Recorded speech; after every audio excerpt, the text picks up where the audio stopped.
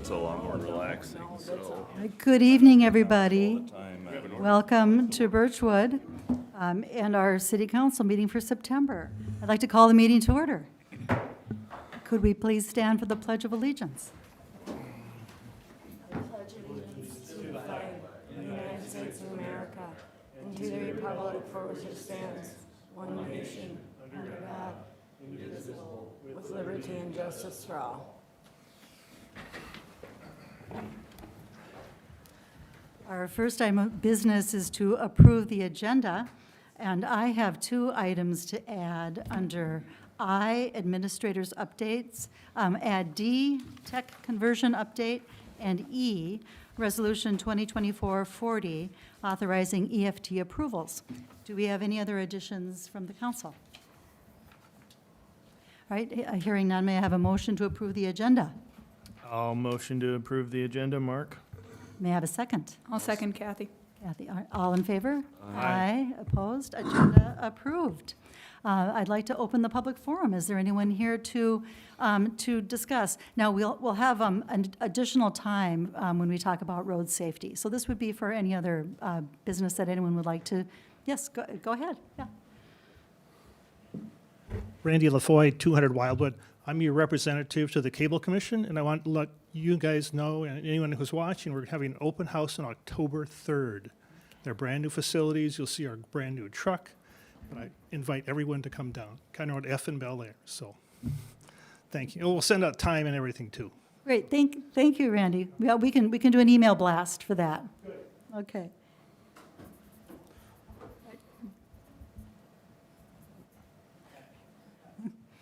Jennifer Arsenault, 432 Birchwood Court.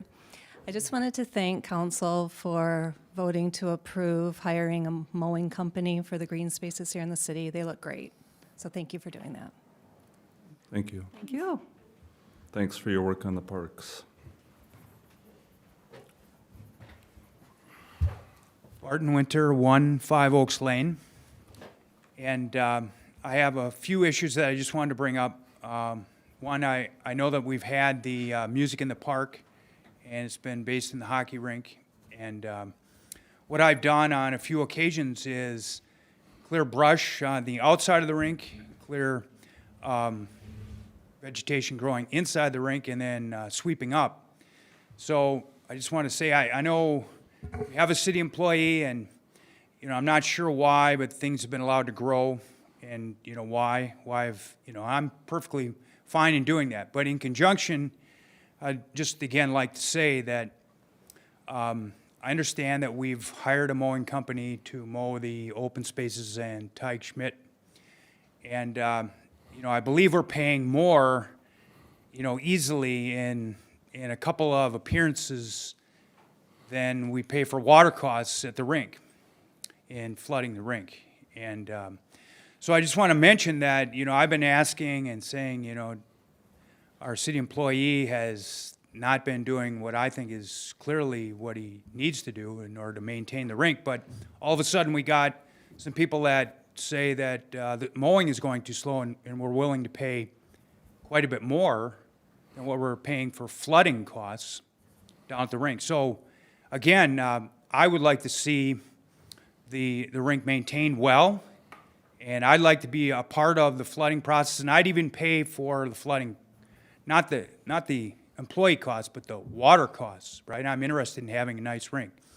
And other things, just want to say that I believe that having a stop sign, I know this is part of the, and maybe I should, okay, I'm going to leave that part for, so that's my otherwise. The potholes, I've been looking for pothole repair on Hall, but haven't seen it.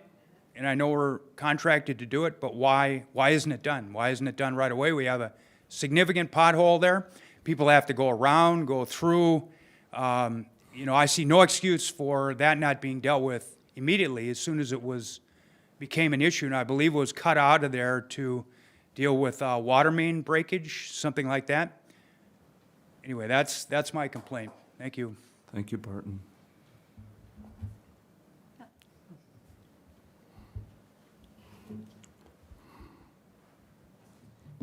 Hi, everybody. Steve Shad, Cedar Street. So I'm here to speak about the ordinance or the proposal on the deer hunt. And before you put me in a category, I grew up hunting, firearm hunting in Minnesota. My family rented land in the Nemadji State Forest for over 50 years to hunt deer. So this isn't coming from a place of kind of a radical love of animals, but rather, are we going to watch the debate? That might be more interesting than my comments. So really, I'm coming at this topic from really purely a rational standpoint, that the emotional idea of trying to save our property and our plants has given way to logic, or reverse that. So really, I guess it comes down to, I sent an email to the council over the weekend, so you have my basic comments. I don't know if there's a way to get that into the record. I brought a copy of it. But I start with a number of questions that I don't think the town can answer. And the first one is, how many deer do we have in Birchwood? Can anybody answer that question from a scientific standpoint? I'm guessing the answer is no. How many deer are too many? So what's the target that we're shooting for? That I have these printed too, I'll give them to you. What's the number that we're shooting for that is gonna solve the problem in the town? How is the number 30 arrived at? That's the number that was set as the maximum number of deer that could be culled from the herd. What is the cost of the damage that has been caused by deer to private property? Has that been quantified? Has anybody put a number to that? I don't think anybody has. How much damage to property has been prevented by the culling of the deer to date? So have we solved the problem? Is the damage to property less than it was before we started the hunt? How many deer have moved into Birchwood as a result of the vacuum effect from culling deer at a point in time? Has that been studied or quantified? And to what extent have births of multiples increased as a result of the culling? Now, there's a reason why Birchwood sought the involvement of Matamidi and White Bear Township. And that's because managing deer on a herd level takes huge amounts of land, and it takes a huge number of deer to be taken. There is not one municipality anywhere that has successfully solved the deer problem by culling. And the smaller the area that you're doing the work on, the less successful you're going to be. So I would ask, is Matabini or White Bear Township still involved in the hunt? If they're not, why not? And if they're not, what is the effect of that on our ability as a small town of less than a square mile to be able to impact the number of deer that are here, when in some circumstances deer will roam up to 100 miles to go into neighboring areas for land or for mating. So I'm putting these questions out there for us to get into a logical discussion about this, and the fact that we're hunting deer in our neighborhoods where kids are playing and families are walking is ridiculous, especially when we're the only ones who are doing it, and especially because it's having zero effect. Thank you. Thanks, Steve. Ron, did you have your hand up? Did you have a comment to make? Just a few items. Steve and I have conversed in the past. Steve and I have. Ron, could you just identify yourself? Sure, my name is Ron Malice, 420 Wildwood. I've been a volunteer for the culling of the deer. I've been a hunter since I was probably 10 or 12, similar to you, Steve. Along with that, hunting, the only thing that we found across the nation is the ability to control the deer herd is actually, and the DNR can support this, and they've had meetings on this, and we've had meetings probably 3 years ago is when we had our first hunt. And at that time, our only solution that we actually had was the culling.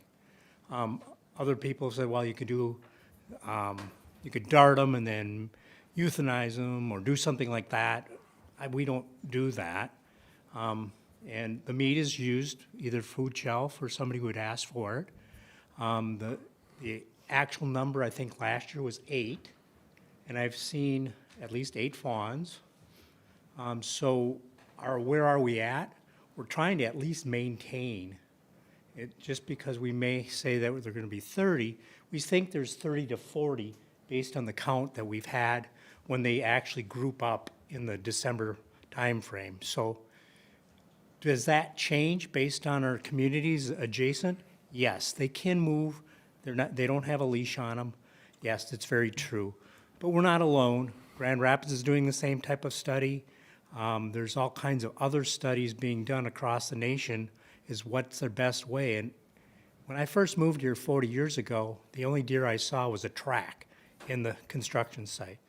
We've now got deer continually, and my cost alone is over $1,000 a year.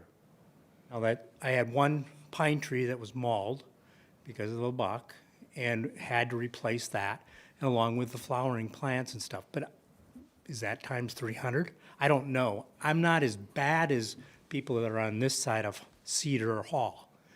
That is a lot worse as far as the amount. And so if you have a lot of gardening and plants and stuff like that, is totally different if you have less. So I think you had some good questions there. I'm not sure if the adjoining communities are doing that, but in reality, we have to maintain what we have, and we're trying to do that responsibly, so we're getting permission from any of the hunters that or the property owners on how we go in and out of a given property. Not all people are going to be positive towards it, but I haven't seen a better solution for this. So is it a win-win? No, it's a compromise. We had 8 we got last year. 1 got hit by a car on 60 or on Century also, and then 1 the coyotes killed out on the ice. They drove it out on the ice. So there was 10 deer that were actually eliminated last year that we know of. So I don't know if I answered all your questions, but based on the meeting that we had with the DNR and all the other community members that we had at the time, yeah, there was some dissension, but by far the overall was we need to do something. And this is what the DNR had kind of guided us to. And so all the people that are going to hunt, they're all certified for their capabilities. They're using bows. So there's no firearms or anything like that. So they've been trained and they've certified for the hunt. And they not only do our community, but they do other communities too. Hopefully I answered some of the questions. I probably can't answer everything, but Thank you, Ron. Yeah, Thank you. it's helpful. Thank you. Thanks. Is there anyone else who would like to address the council? Is there going to be a comment period on the runoff on Cedar separately? Yeah, no, No. No. yeah, you go ahead. Separate issue. So the runoff is actually affecting. Steve, could you identify yourself again? Oh, yeah, just for Steve the Shad, record? Cedar Thank Street. you. So I live next door to the property where the runoff is happening. I've got a huge amount of sand at the bottom of my driveway. Oh, and it's this is, coming from that property. I'm sorry, this is the appeal that you're talking about at 160 Cedar? Yeah. That, there is a session, I thought you were talking about Oh, something okay. different. Yeah. Okay, well, yep, we can. Does that work? Yeah, yep, that's right, yep. We can,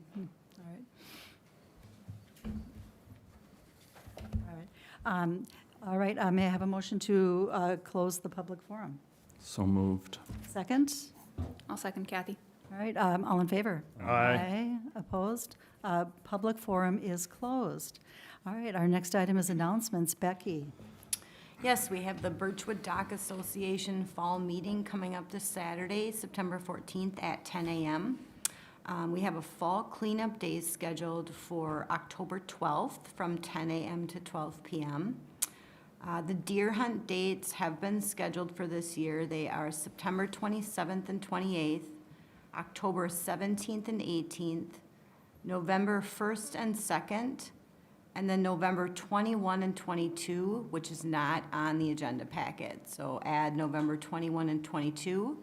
And then we have an alternative date of December 13th and 14th if needed. Also, the November and December Planning Commission meetings were rescheduled due to them falling within holiday time. So the new November meeting for Planning Commission will be the 20th and December 19th for their December meeting. That's it. All right, great. Thank you, Becky. Yep. All right. Our next order of business is the consent agenda. Does anyone on the council have items that they would like to pull out for further consideration? I guess I want to understand, are we approving both the September and the August treasurer's report this month, or is that something that's left over? Yes, yeah, there were a couple questions, and Okay. Ryan. This is not, this is the questions relating to the port. Okay, so I don't want to, all Okay. right, so I don't need to pull that out then. I do want to pull out the August 6th meeting minutes, Okay, and so that's item D, and then F1 and 2, both resolutions on the deer hunt, please. all right. With the exception of D and F1 and 2, may I have a motion to approve the consent agenda? Mark will make that motion. May I have a second? Kathy? All in favor? Aye. Opposed?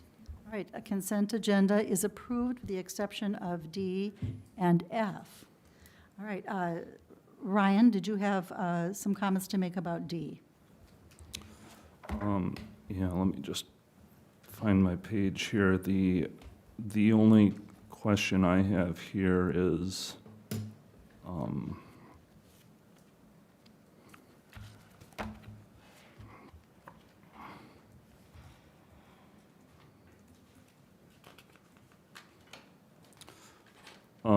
I just, on page 50 of the minutes, it says, it was resolved to approve as an advisory vote the 20-mile-an-hour speed limit in Birchwood Village and increasing patrol. I don't quite know what an advisory vote means. I believe this should just state it was resolved to approve the 25, or it was resolved to either table the 20-mile-an-hour speed limit until September, or to reconsider the 25-mile-an-hour speed limit in September. I don't believe it was approved. Okay. That's all I got. With that, unless anybody else got any grumbles, I'll move to approve the August minutes as amended. I'll second. All in favor? Aye. Aye. Opposed? Motion carries. D item is approved, the meeting minutes from August 6th, 2024. All right, and item F, Ryan, you had a comment. Yeah, I just want to ask a little bit about the deer hunt resolutions. I know my sense in the town is that this has become a little more controversial. I know we've taken some measures here to kind of help folks control deer, including, I think, a deer fencing ordinance we're acting on tonight. You know, I think that the situation surrounding the deer hunt has changed pretty significantly, with Birchwood kind of been a go-it-alone thing since I don't believe our neighbors continue to do the deer hunt, White Bear Township and Matamidi. I'm just would ask if there's a way we can get some expertise in and maybe have a town hall meeting to kind of explain the situation surrounding the deer hunt, so that residents kind of understand, you know, what the justification is behind it. Can I address this one? Yes, Please. certainly, Kathy. Fabulous. Matamidi, I was interested in participating. However, the deer hunt, Metro Deer Hunt, couldn't get the paperwork done in time for them to join this year. They plan on doing it next year. The vast majority of individuals I have talked to are still in a support the deer hunt. We have over 20 residents that were using their property, and they have signed off right of entries for their property to be used. There are also several that had requested to be included as well, but due to location next to major roadways or non-adjacent properties, not enough space, the deer hunt, Metro Deer Hunt group did not approve them for locations for their deer hunt. So I'd say I think I've been approached by at least 25. Do you remember if there were 4 or 5 next to Bob? I think there's 5. Okay. Yeah, so mhm. that wanted to. Could you repeat what Ron Yes, said? he Or Ron? had said that there were approximately 5 more homeowners that had requested to join, and due to being next to a rather busy road, and in the event a deer gets injured, not having it go onto a road would be very important. That was one of the items that was considered when they were determining locations. In theory, next year, when Matamini participates, there is a large portion of kind of a park area that's at the back that they were planning on using, which does align and connect with several of our deer hunt locations, which obviously would make it more effective. So that is the information I have for you regarding the number of residents and groups that have actually asked to participate. There were 5 of the adjacent properties that declined. Okay. When was the last time there was a town hall regarding this? Do you remember, I think Kathy? it was Probably 3 years. prior to me getting on, so it's been at least, When they 4 or set up 5 the years, yeah. contract, I believe. When they set up the contract? When does the contract terminate? The last one is 2025. 2025? So we have this year and one more. One more. Well, I think it might be a good idea to certainly have a town hall and revisit, this whole concept before we sign a new contract. Absolutely. I'd be interested in, I know the number of hunting sessions is kind of configurable. Would it be possible to forgo the September hunt and schedule something in October so we can get and look at this again at the October meeting so we can get a little more information out to residents before that? I would like to point out that it is most likely, have you deer hunted? I'm not sure that you have, but if you have, you know that deer tend to follow the same rutting paths. So if you wanted to cull deer, the earlier in the season you do that, the less chance you have of scaring off the deer from that area. So that is typically why you try and get sooner into a hunting season, and that is why we had requested earlier dates. And Yeah. I do want to, I- I'm sorry. yeah, you've- Okay. Yep. Well, I think we've had bad results in the past when we push when it you kick really it down late. the road further, yeah. Ryan, you had one more comment? Yeah, I just want to thank you, Ron, for giving your comments, and thank you, Kathy. I know you've put in a lot of effort on this. I think Ron has too, and also thank you, We Steve, have a for pretty big coming group. in and sharing. So, and thank you to everybody in that group as well, so. Is there anyone else who would like to comment? I'd just say, yeah, from my perspective, I don't even necessarily view it as a necessity to help, protect folks' flowers and whatnot. I think that's a piece of it, but I think just public safety with the roads and whatnot is probably the best reason to do it, is to protect people when you're driving at night, plain and simple. Okay, all right. Well, we, then, let's revisit item F then.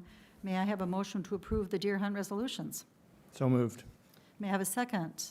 Second. Kathy, all in favor? Aye. Aye. Opposed? Nay? Motion carries.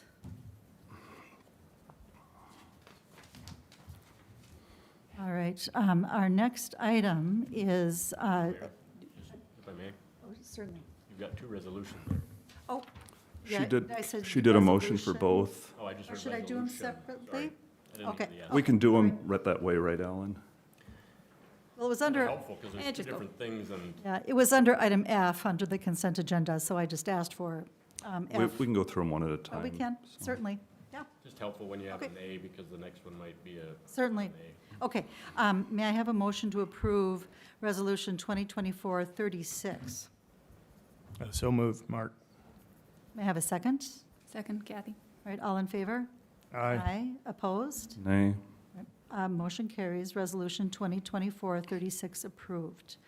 May I have a motion to approve Resolution 2024-37? So moved, Mark. May I have a second? Second, Kathy. All in favor? Aye. Opposed? Nay? Right, motion carries. Resolution 2024-37 approved. Thanks, Alan. Yep, okay. Can I ask a clarifying question on one of the items? Certainly. H is just to reevaluate it, not to approve it fully, right? Right. Yep, just to take a look at it and then make a recommendation. Thank you. All right. I read it that way, but wanted to make sure. Okay. That's- yeah. Yep, good. Thanks for clarifying that, Kathy. All right. Now we're on to city business. A, we have an appeal regarding approval of the building permit at 160 Cedar. All right. I'm going to ask you, Ryan, since you were at the Planning Commission meeting, to set the table on this, please. Okay, and I think I'll give a little bit of kind of procedural information here and then turn that over to the appellants to kind of state their case. So as many in this town are aware, the residents of 180 Cedar Street have filed an appeal regarding permits that were approved, and that's Nancy and Dave Drew. And they basically sent a letter raising two issues. One was relating to whether the plan was correctly signed by a surveyor, where the city code appears to require an engineer. The other area was that they believe that the city code was violated and that stormwater will harm them. The city administrative staff reviewed the appeal and came to some conclusions there. The Planning Commission heard the appeal and recommended denial of the appeal on both matters. So that's a little summary of where we are. I think it would be good to ask to kind of handle this as follows. First of all, I would recommend that we take each of these two appeals one at a time. Ask the appellants, Rachel and Dave Drew, or their representatives, to give us about a 4-minute introduction to why they believe the matter should be overturned. Then I believe it would be good to hear from city staff and particularly Marcus, our engineer, to kind of understand the city's permitting process on that. And then finally to give Mr. Morse, who is the one to whom the permit was granted, 4 minutes or so to respond to after the city's response there. And so with that, does that seem like an okay introduction to you? Yeah, And thank so you. with that, Thank you, thank you, okay, Ryan. good. Okay, yeah. All right, so is there anyone on behalf of the appellant here to address the council? All right, seeing no one, I think we'd like to go on to the engineer. Marcus, could you come up and address the council?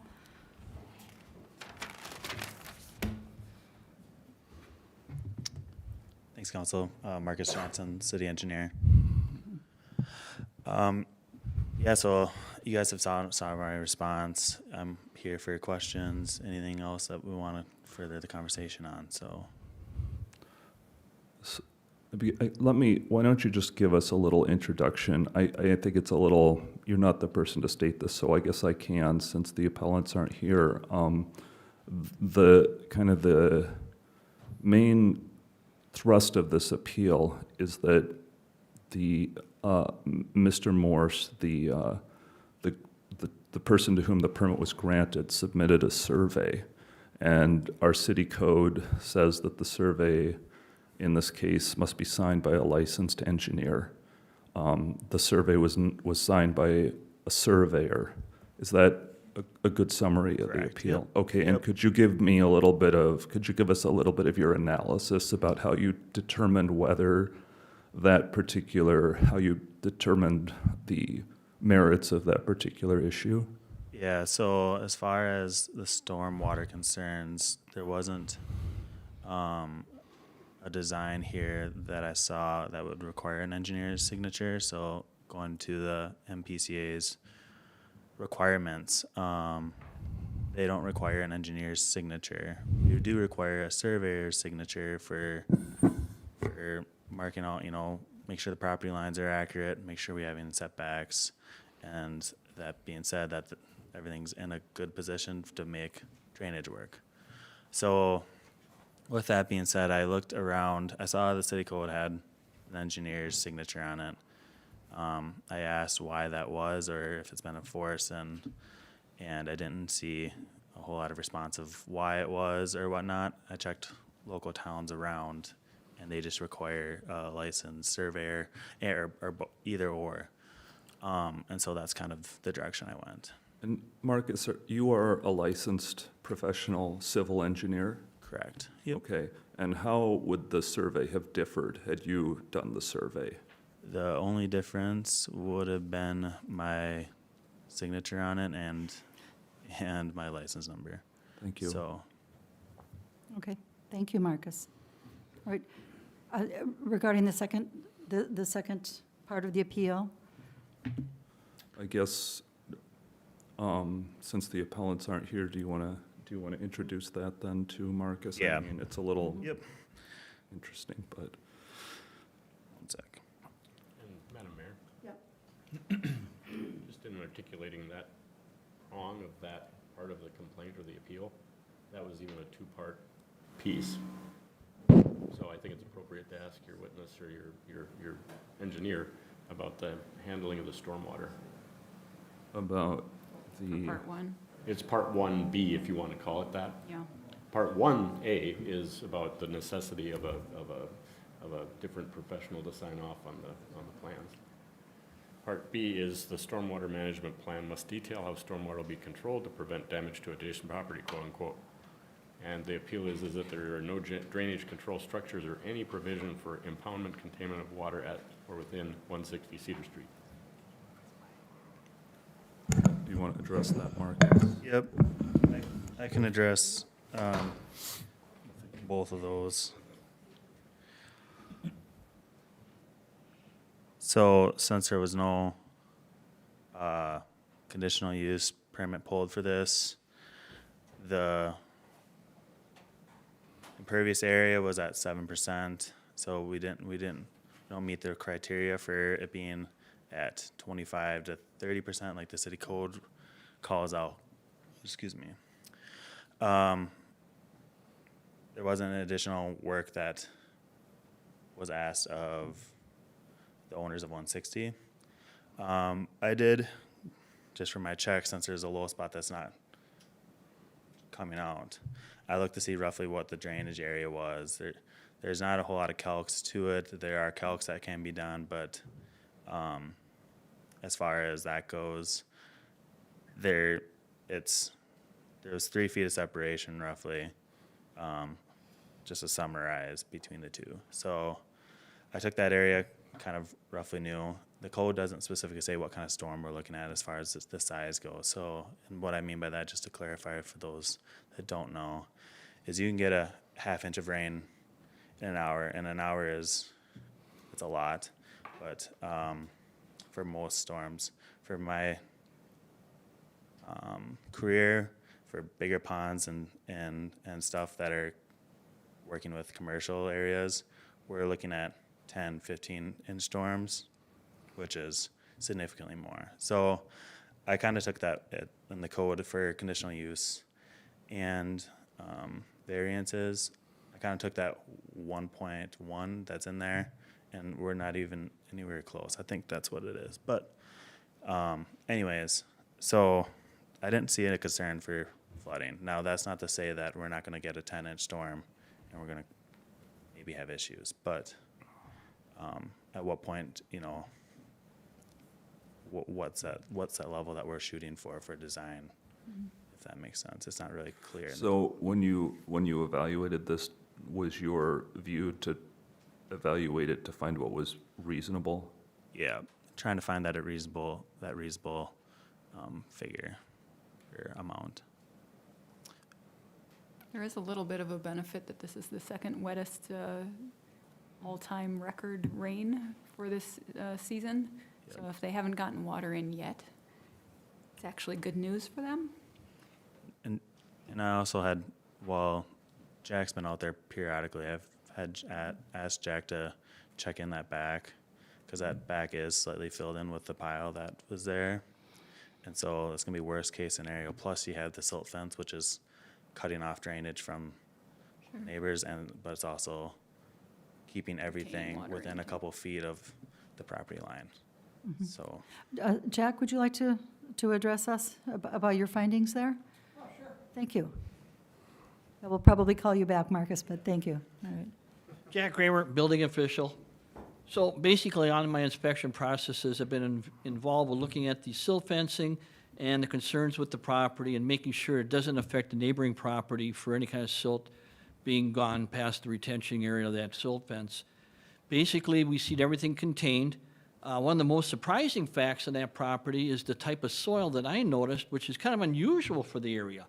It's a kind of a shale bedrock type of soil, kind of rocky. Normally, we see that down by the St. Croix River. So the perk rate on that soil is pretty rapid. And I think that's one of the things Marcus alluded to, the fact that the soil perks out relatively fast. So there'll be very little retention stuck moving around onto the property, onto adjoining properties. So at least that's how it looks at this particular point. Okay, great. Thank you, Jack. You're welcome. Thanks. Do we want to give, unless people, do we want to give Mr. Morse an opportunity to respond here? Sure, yes, yeah. Mr. is Mr. or Mrs. Morse, would you like to address the council? Yeah.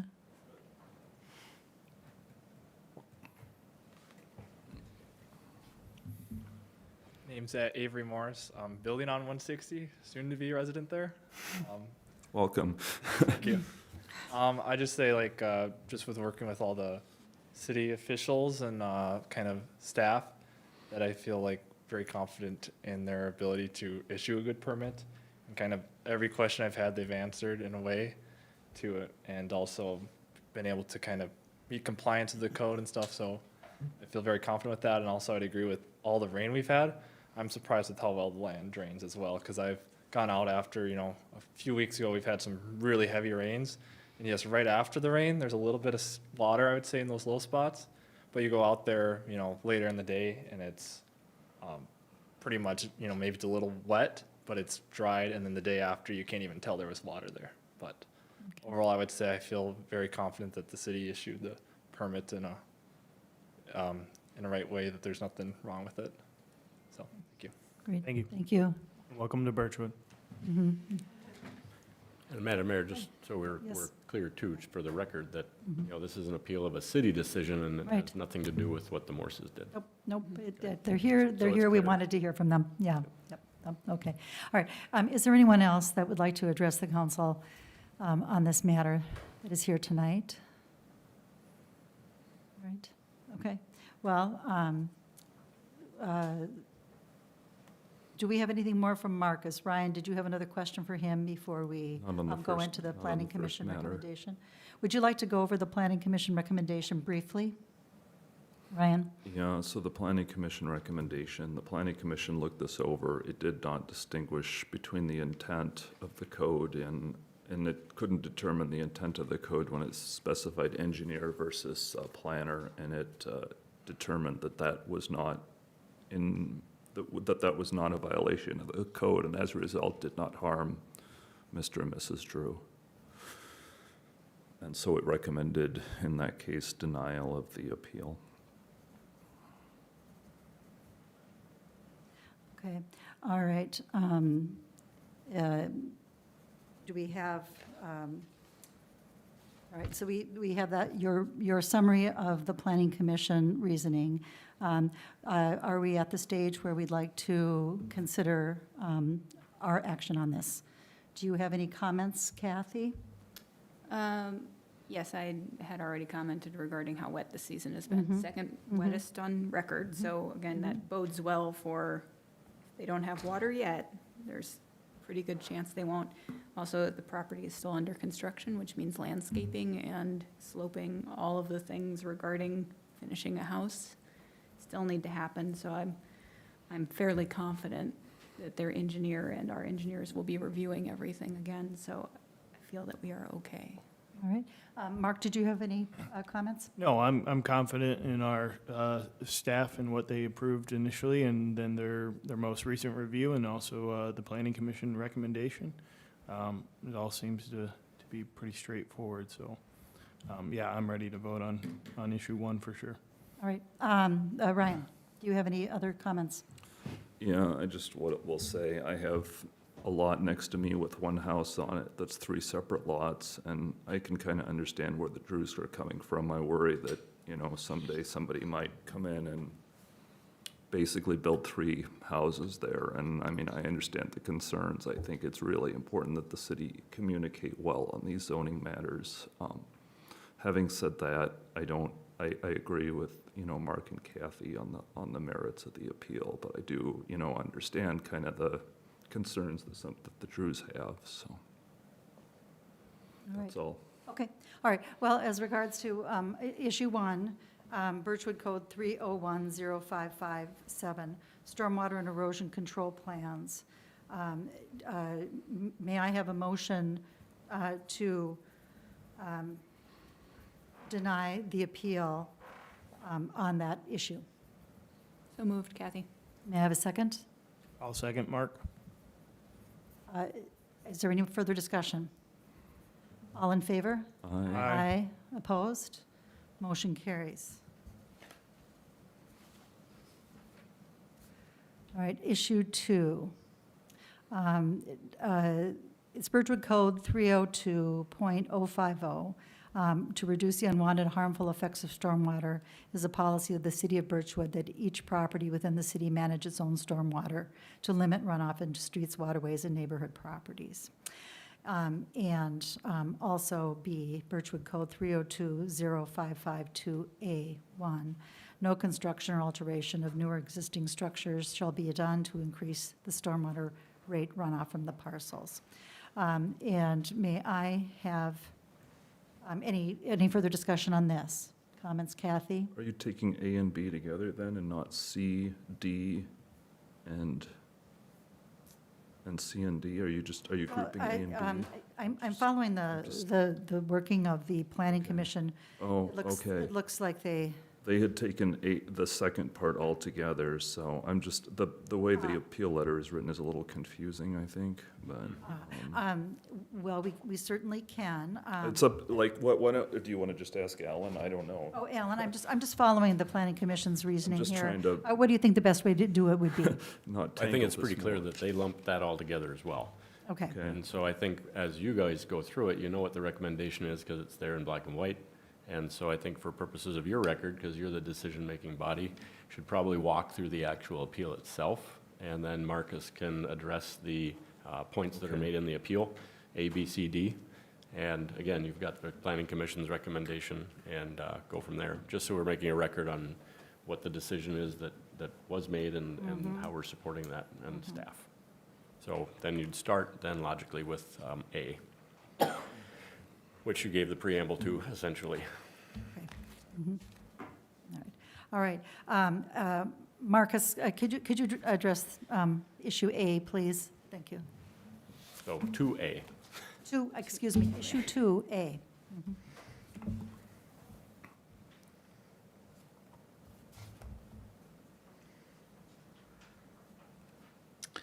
Okay, yep, so 2A, I have attached in here the survey with drainage arrows I've put on there, and as you can see, it follows along the property line.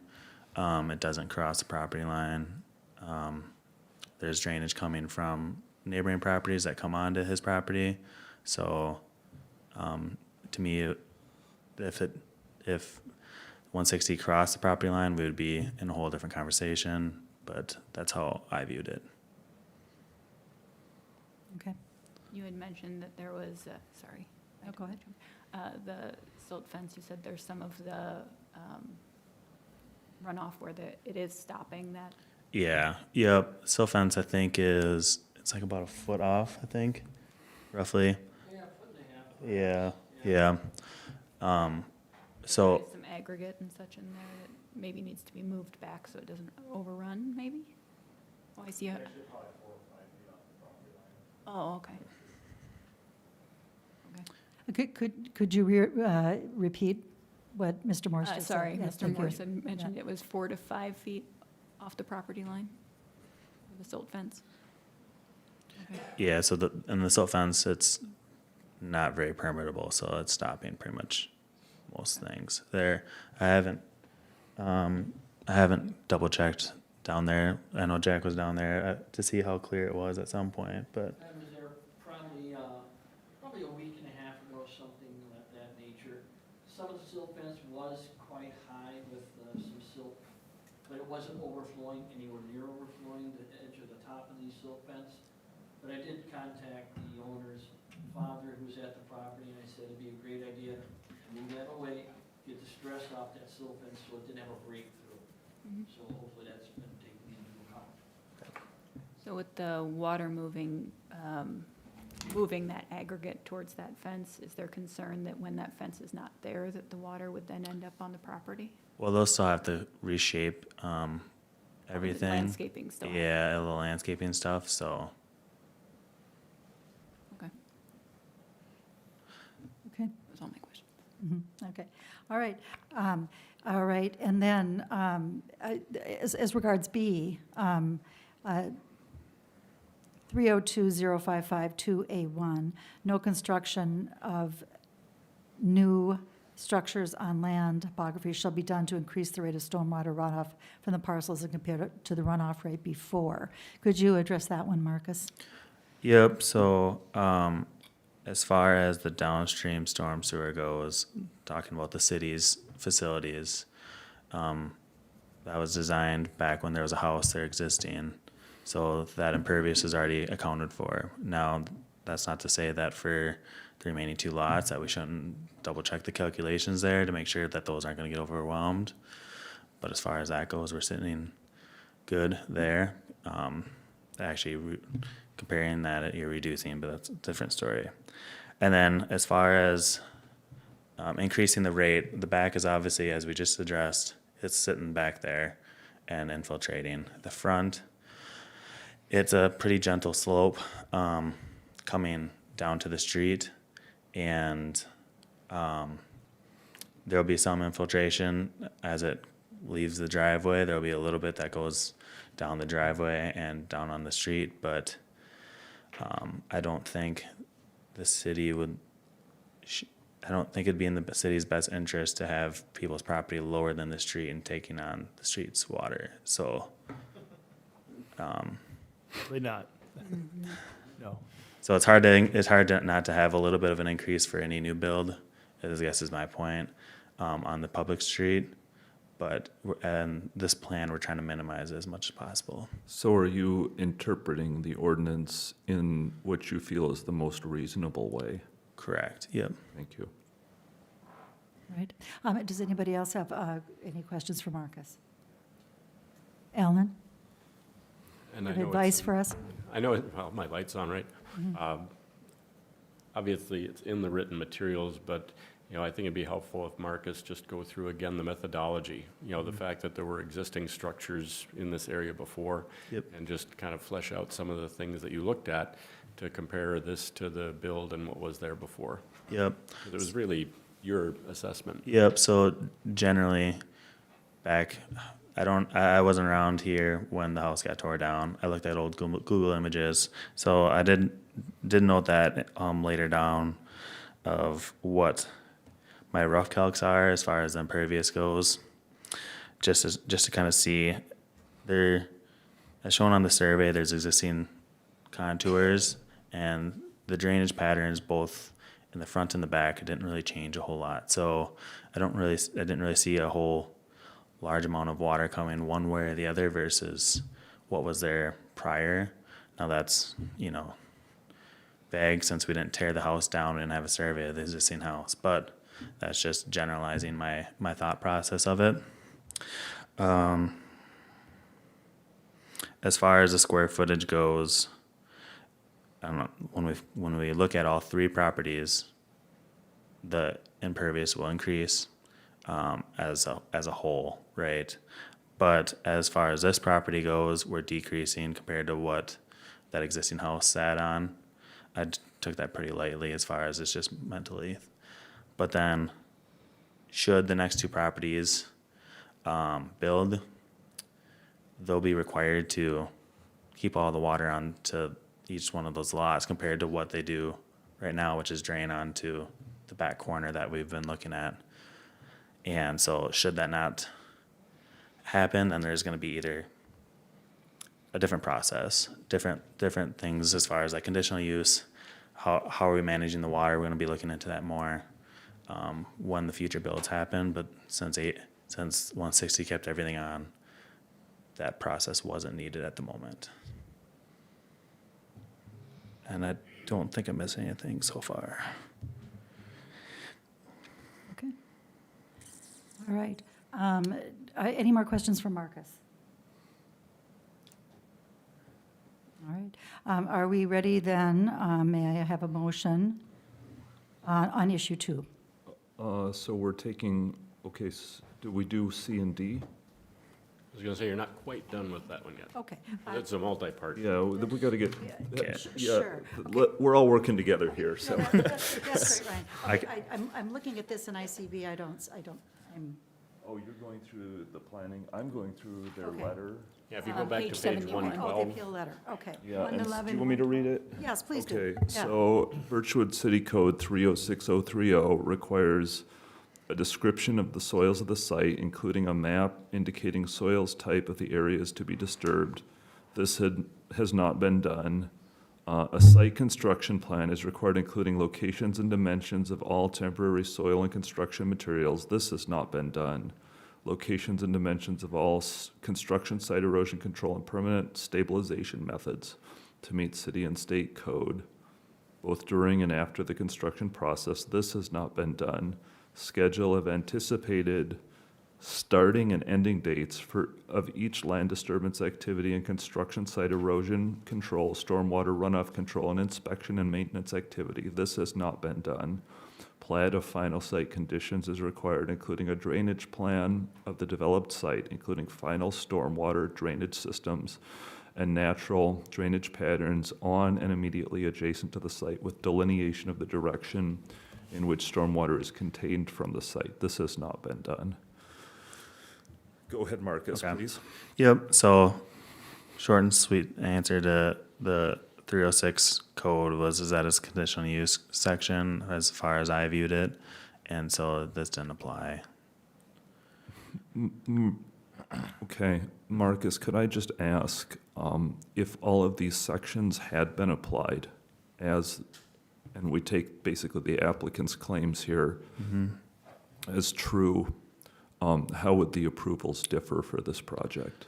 Yeah, so knowing that should we needed a conditional use permit here, we would have then looked at that low spot and more particular looking at the infiltration. The city doesn't have any really storm sewer in town, so to be able to have an engineer design it and get to that water filter through on site and then leave somewhere, which it normally does have to, unless if in this case we could have infiltrated. But In your opinion as an engineer, what would that have changed the permits that were issued?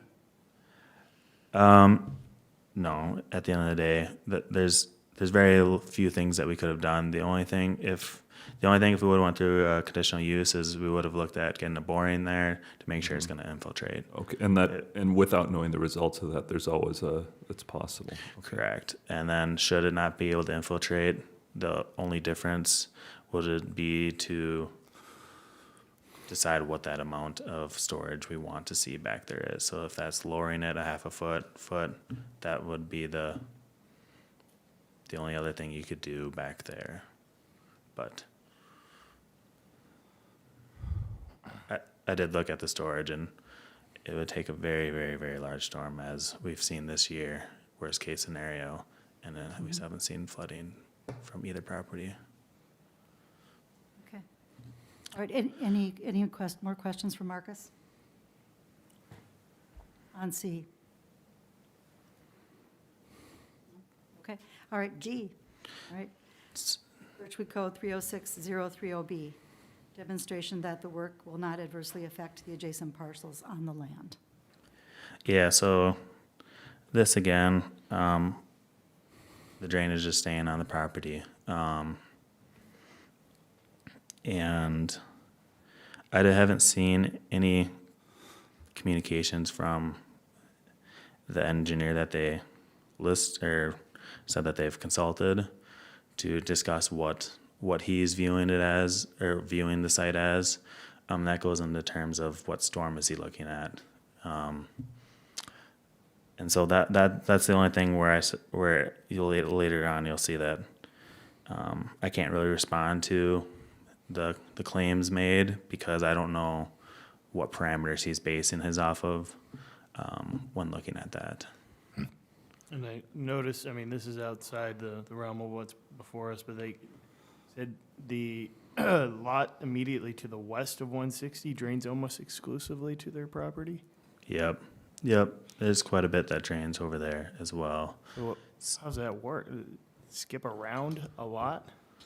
Yeah, there's just a big bowl. That property just had a big bowl back there. So when we separated it out into three, I mean, the landscaping doesn't change. So come building that next lot. Well, maybe we'll build a ski hill. Yeah. Well, they're long, narrow lots, are they not? They're Marcus? very narrow lots, so. Okay. Sorry, it just stuck out to me. It's not really here or there for this. Yeah, that kind of goes back to what I said earlier of when that does get around to be getting built, that's the part that we're gonna have to really look at to seeing what that drainage pattern is gonna do, or what they're proposing at least. That would probably be the case for, what is it, 140 as well then? That's the third of this. Yeah, 160, 150. I think that there's a little bit that might drain back there, but he's a whole different kind of drainage pattern from what I remember for the most part. Marcus, I want to call out a section here of your notes. It says 160 Cedar would see flooding prior to surrounding neighbors. Is that, when you say 160 Cedar would see flooding prior to surrounding neighbors, do you mean including 180 Cedar? That 160 Cedar would Correct, flood? yep, So, yep. okay, would flood before 180 Cedar because it's at lower elevation? Yep. Okay. Is there, when you look at the runoff, is there a net of runoff from, and you look at elevations and you can see the direction water flows.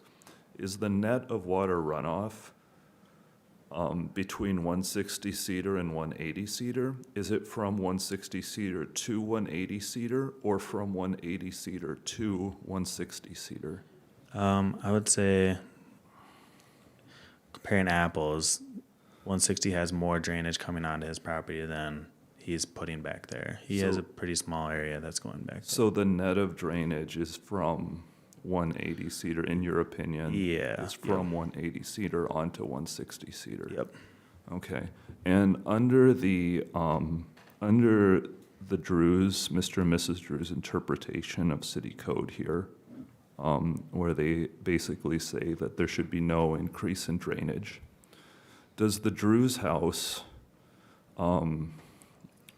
before it was built, there was obviously some drainage there. When the Drews house was built, did that house increase the drainage from the property? Yeah, I would have. Yep.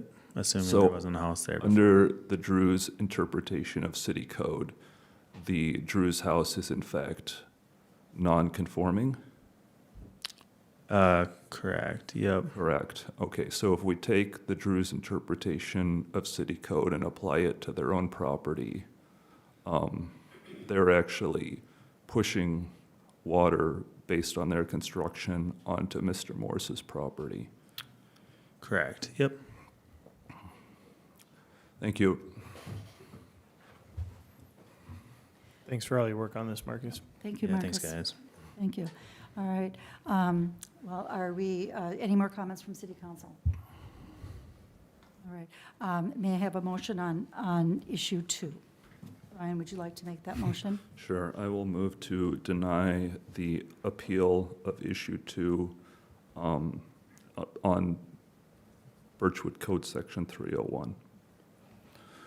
May I have a second? I'll second, Mark. All right. All in favor? Aye. Opposed? All right. Motion carries, appeal denied on issue 2. Yeah, Alan? And just as a matter of housekeeping, it'd probably be prudent to direct staff to basically take these findings and put them into a written statement, you know, with the rationale and communicate that to the appellants. So moved. Okay. I second it. All in favor? Aye. Opposed? So we'll integrate Marcus's response and the planning commission in your vote. Sounds good. All right. Thank you very much to our city staff. And did you guys, I know you guys were engaged, did you get married? 5 days ago or in 5 days? In 5 Oh, in days. 5 Well, days. congratulations. Oh, congratulations. Yeah. Happy wedding planning. Yeah. Yeah. And Marcus, are you due? Yeah. Already? Congratulations. All right. All right. Yeah. Congratulations, Marcus. So, all right. All right, well, thank you everybody for your thoughtful consideration of this. And, you know, I would like to just comment too, if indeed, after the construction is done, and we find accumulations in people's basements, I hope that there can be a really good working relationship between neighbors and we can solve the problem. I hope that doesn't happen. Doesn't seem like it will. All right. Okay. All right. Then we will be moving on to item B, the Roads Committee proposals and public forum. I think we've pretty much gone through the proposals last meeing, Madam Mayor, yes. Do we want to open it up to Yeah, any other comments? Yeah, I think so. I think, or Art, maybe we would like to just kind of do a quick overview of the proposals quickly, Yeah. and then we can open it up to comment. Should set the table. Yep, I think so. Yeah. Yeah. Well, set the table. Yep. What's going on? Yeah, the roads, I just wanted to say, welcome, Art. There's been a Roads Committee task force that's been set up to investigate public safety on our roads in Birchwood. And we've had a great group with Cora Hankins, Art Alsino, Ron Malice. Thank you so much for your work. And I've been non-voting part of this commission, and I've really enjoyed working with you. You have come up with a set of recommendations after some study, and we heard about them last time. But Art, would you like to just quickly go over them today before we open up the public forum? Yes, I would. My name is Art Arsenault. I live at 432 Birchwood Court. I'm a part of the Road Safety Committee. And we had 4 proposals, but they were based on road safety, not road convenience for the drivers, okay? There could be a difference here. The safety involves both the drivers, pedestrians, and cyclists, and anybody else that's on the road, including pets. So most of the pets that I've encountered on the roads have been leashed, so our pet owners are not a problem. And most people get over when cars are there. The issue that we have is that I've seen through the public forum, and we had one in person, and then there's been many write-ins over the last couple months. There seems to be a common theme that people are concerned with. With lowering the speed limit to 20 miles an hour, some people are in favor of it, some people are against it. Some people are against it because we don't get proper enforcement by the Washington County Sheriff. That should be noted. That should be presented to the sheriff himself, that our citizens are not happy with the amount of enforcement in the area. Based on what we had commissioned 2 speed studies to support the recommendations that we ultimately came up with. The first proposal was a citywide 20-mile-an-hour speed limit to make it uniform, which is similar to our neighbors in Matamidi who have the same 20-mile-an-hour citywide speed limit. So we would, and it's unless otherwise specified. And so that was our first recommendation. So in the packet tonight, there, you can see the public forum, the comments for and against. Let them speak for themselves, but part of it is the 20-mile-an-hour speed limit change on Hall could play a good role in upcoming decisions that may change the usage of Hall Road with the Lake Links Committee, which I am not a part of yet. And and other proposals to make that roadway a safer environment for all people, pedestrians, cyclists, and motorists. So that was proposal 1. Okay. You want to talk about proposal 2? I don't want to hog the mic. Cora Hankins, 165 Wildwood Avenue. Resolution number 2 is to add 2 new crosswalks with signage on Wildwood Avenue. One of them at Birch and Owl, and the other at Grotto.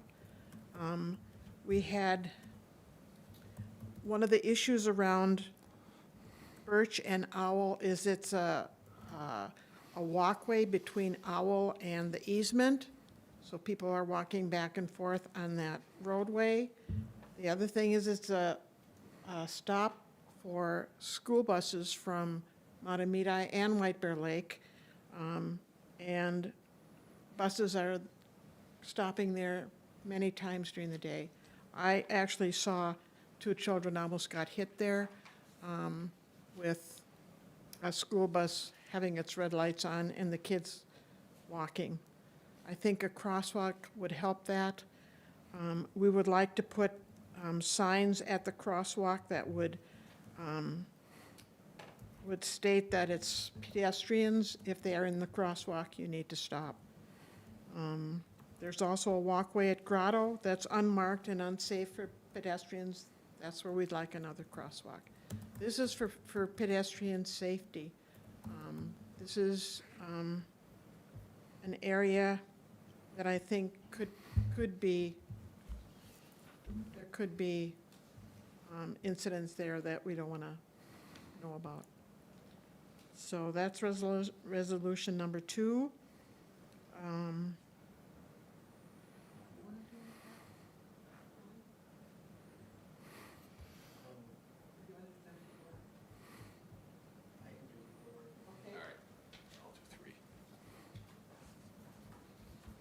Do I have to state my name again? Is there a quiz? I haven't changed my identity. Okay.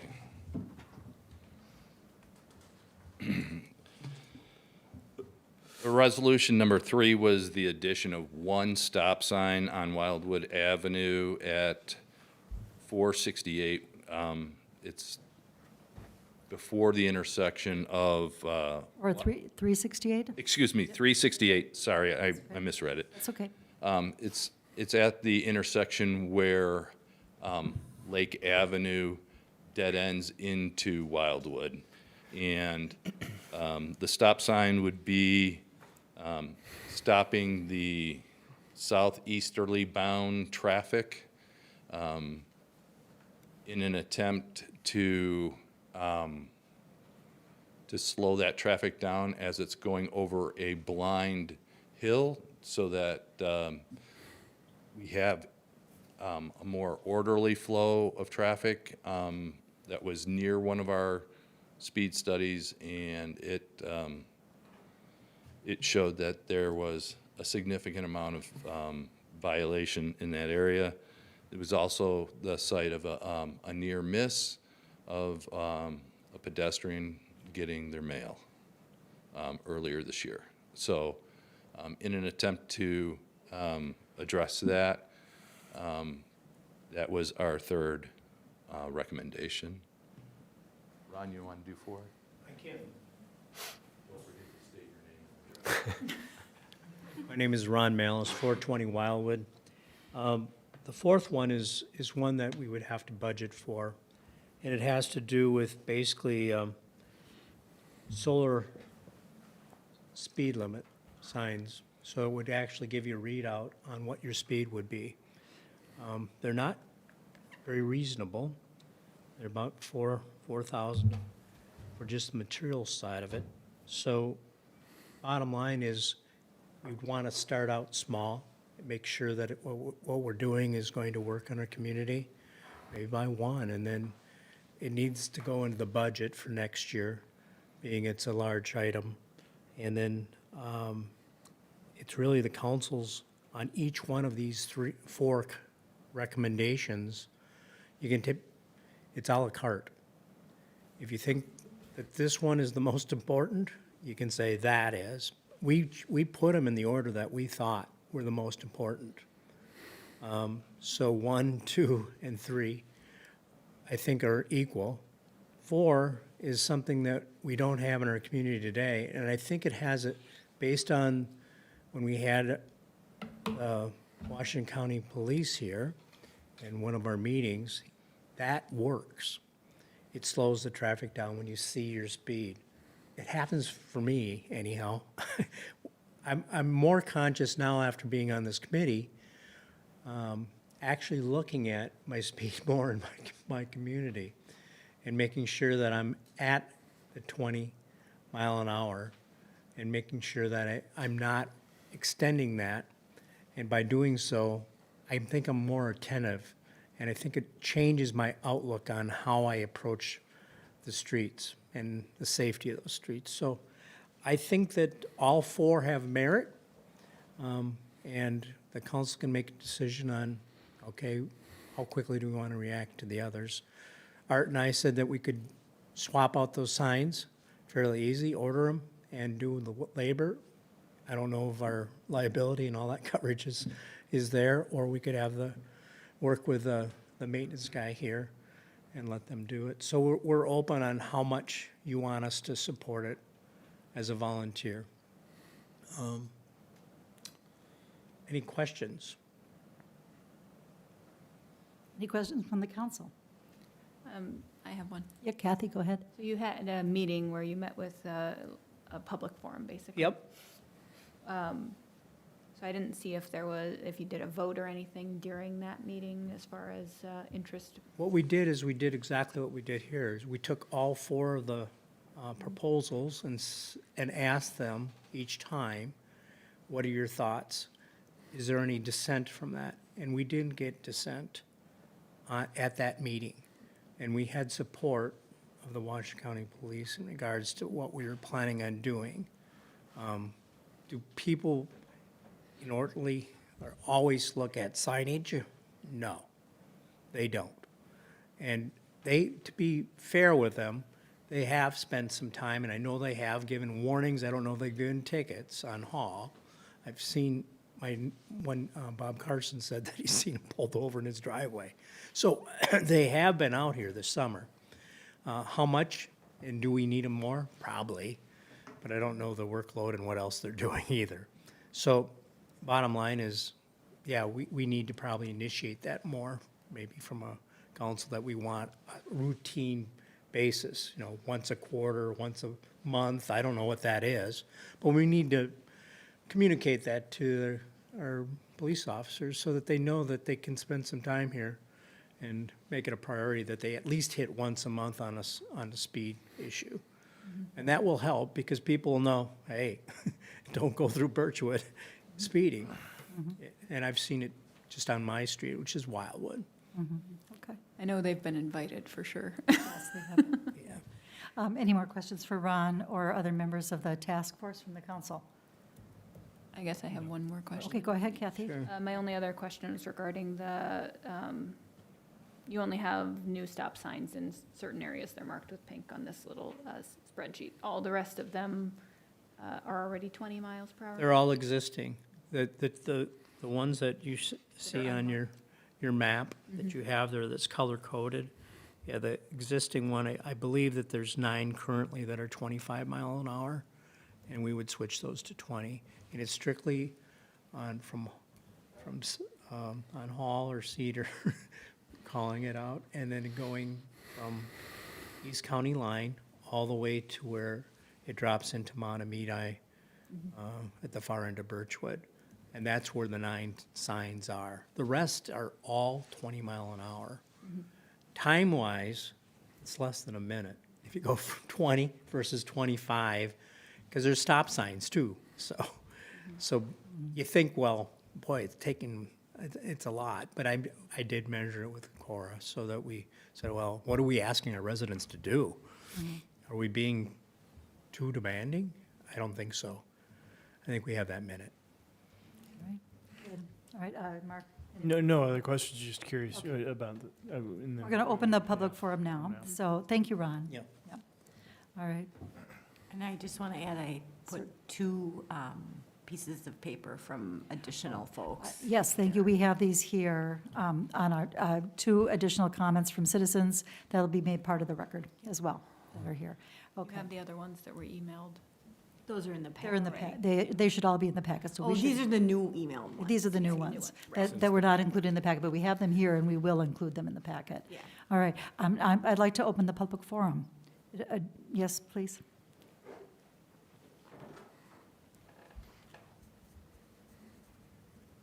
I'm Brian McGinnis at 194 Wildwood, and we're right on the corner of Owl Street and Wildwood, where the crosswalk is proposed, and my wife and I are in favor of that, of course. I think it'd be a good thing.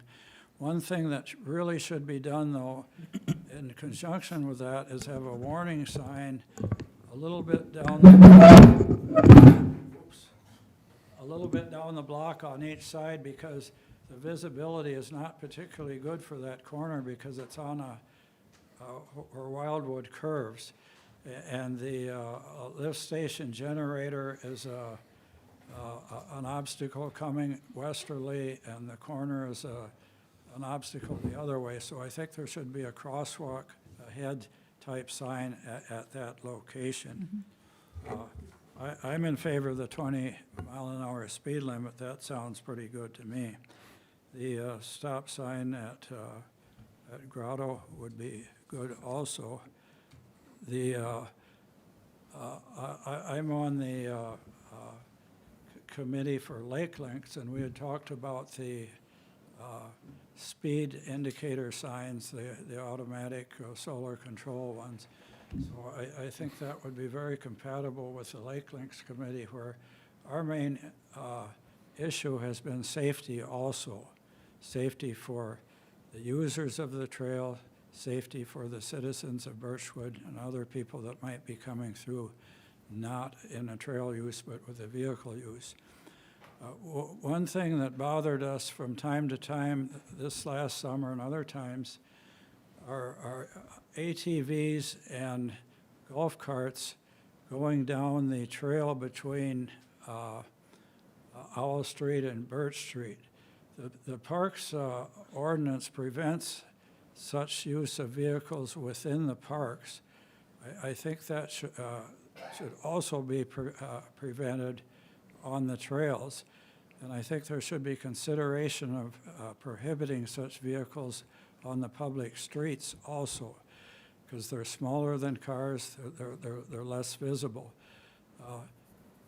One thing that bothered me quite a bit a few weeks ago, there were kids that weren't more than 7 or 8 years old. They were on little bitty scooters, electric ones, and they were going 10, 15 miles an hour down the road. Those aren't considered motor vehicles under our code, but I think it was a hazard, certainly, to have those folks let their kids be on the roads with those little vehicles. But I do commend the Roads Committee for coming up with some good recommendations for us all here. Thank you. Thank you, Brian. Thank you, Brian. Is there anyone else who would like to address the council? Yep. Barton?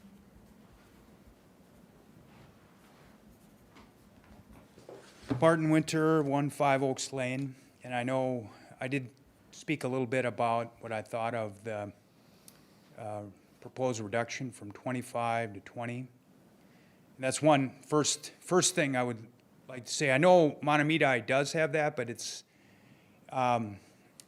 not, it's only in what I call cul-de-sac or real residential type areas, not thoroughfares.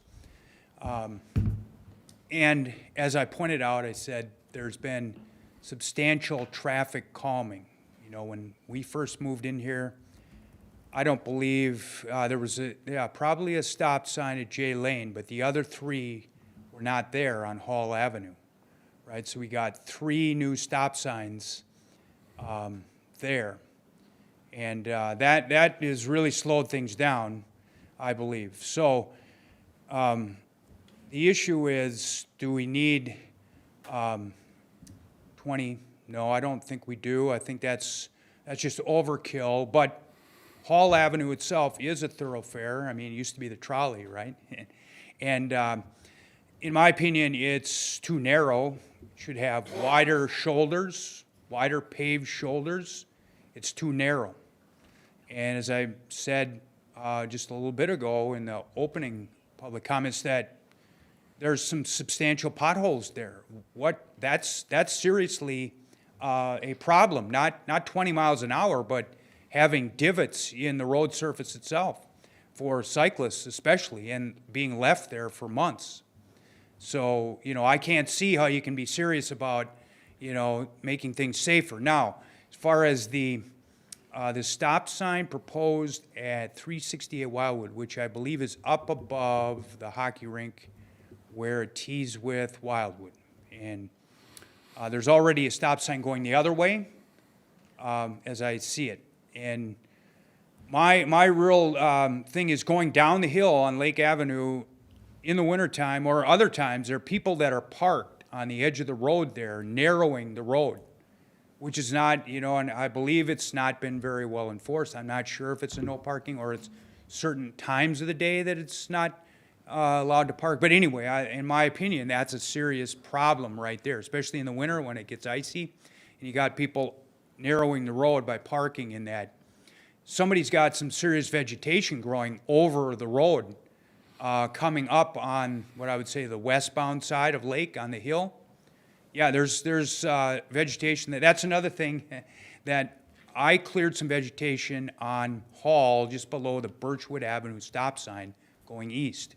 That should have been cleared out. I don't know why. I talked with Rebecca. She said, well, it's on Jim's list. Well, if it's on his list, but it hasn't been done. Okay, and there was also some overhanging vegetation next to the tennis courts. It was old growth, maybe a couple, 3 years of something, saplings growing in there and growing over the paved surface. So, you know, that part is... Barton, let's stick to road safety. Okay, well, that is road safety, right? I mean, that's serious road safety. So as far as, you know, I think it is a problem. You know, I mean, I've always navigated going down to Birch Beach off of Owl Street, you know, and you got a downhill going there. But I think that merits a stop sign right in there. I mean, because of the divided park area and the divided roadway surface. I mean, people, to me, a pedestrian walkway isn't very effective in comparison to a stop sign in terms of stopping people right there and preventing people from going through. That's all I can say. I mean, I think that, you know, Wildwood hasn't been, I mean, Hall Avenue has not been dealt with. I don't know why. It's a safety issue. It's a thoroughfare, and it's a narrow place, and it's been left with substantial problems in the asphalt, and you have to speak to that clearly if you're going to talk about doing anything else there. Thank you. And Barton, I just want to say, since you brought up the issue of road repair and pothole repair, we have contracted to repair the roads, and our vendor has us on the list, and we're doing all we can to get them to come out and complete the job. So it's not that the city is ignoring these issues, and we just have to wait our turn. Well, anyway, I think it should. You have to, prioritize. Barton, you don't have the floor. All right. Is there anyone else who would like to address the council?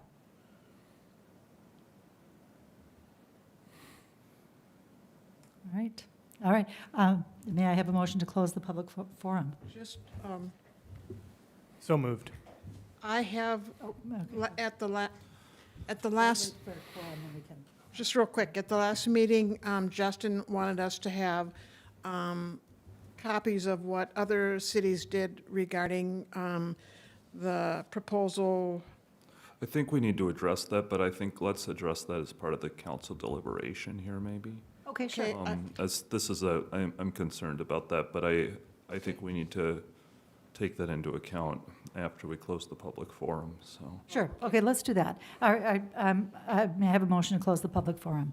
So moved, Mark. All right, may I have a I'll second? second. Ryan, all in favor? Aye. Opposed? The public forum is closed. All right, Cora, could you address us about the policy? I just have a copy of the resolution for the 20-mile-hour speed limit, and I followed what Matamidi did. I would like this to be, I crossed out Matamidi and put in Birchwood, so I would like us to add this to our rules for the 20-mile-an-hour speed limit.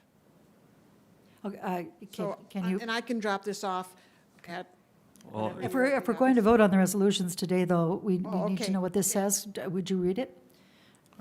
Well, Well, I think we need a real document in our agenda here, and, I mean, this is the third meeting we've gone and asked for the document here, and I'd like to see us get a real document here before we move forward on this. I Well, can make copies.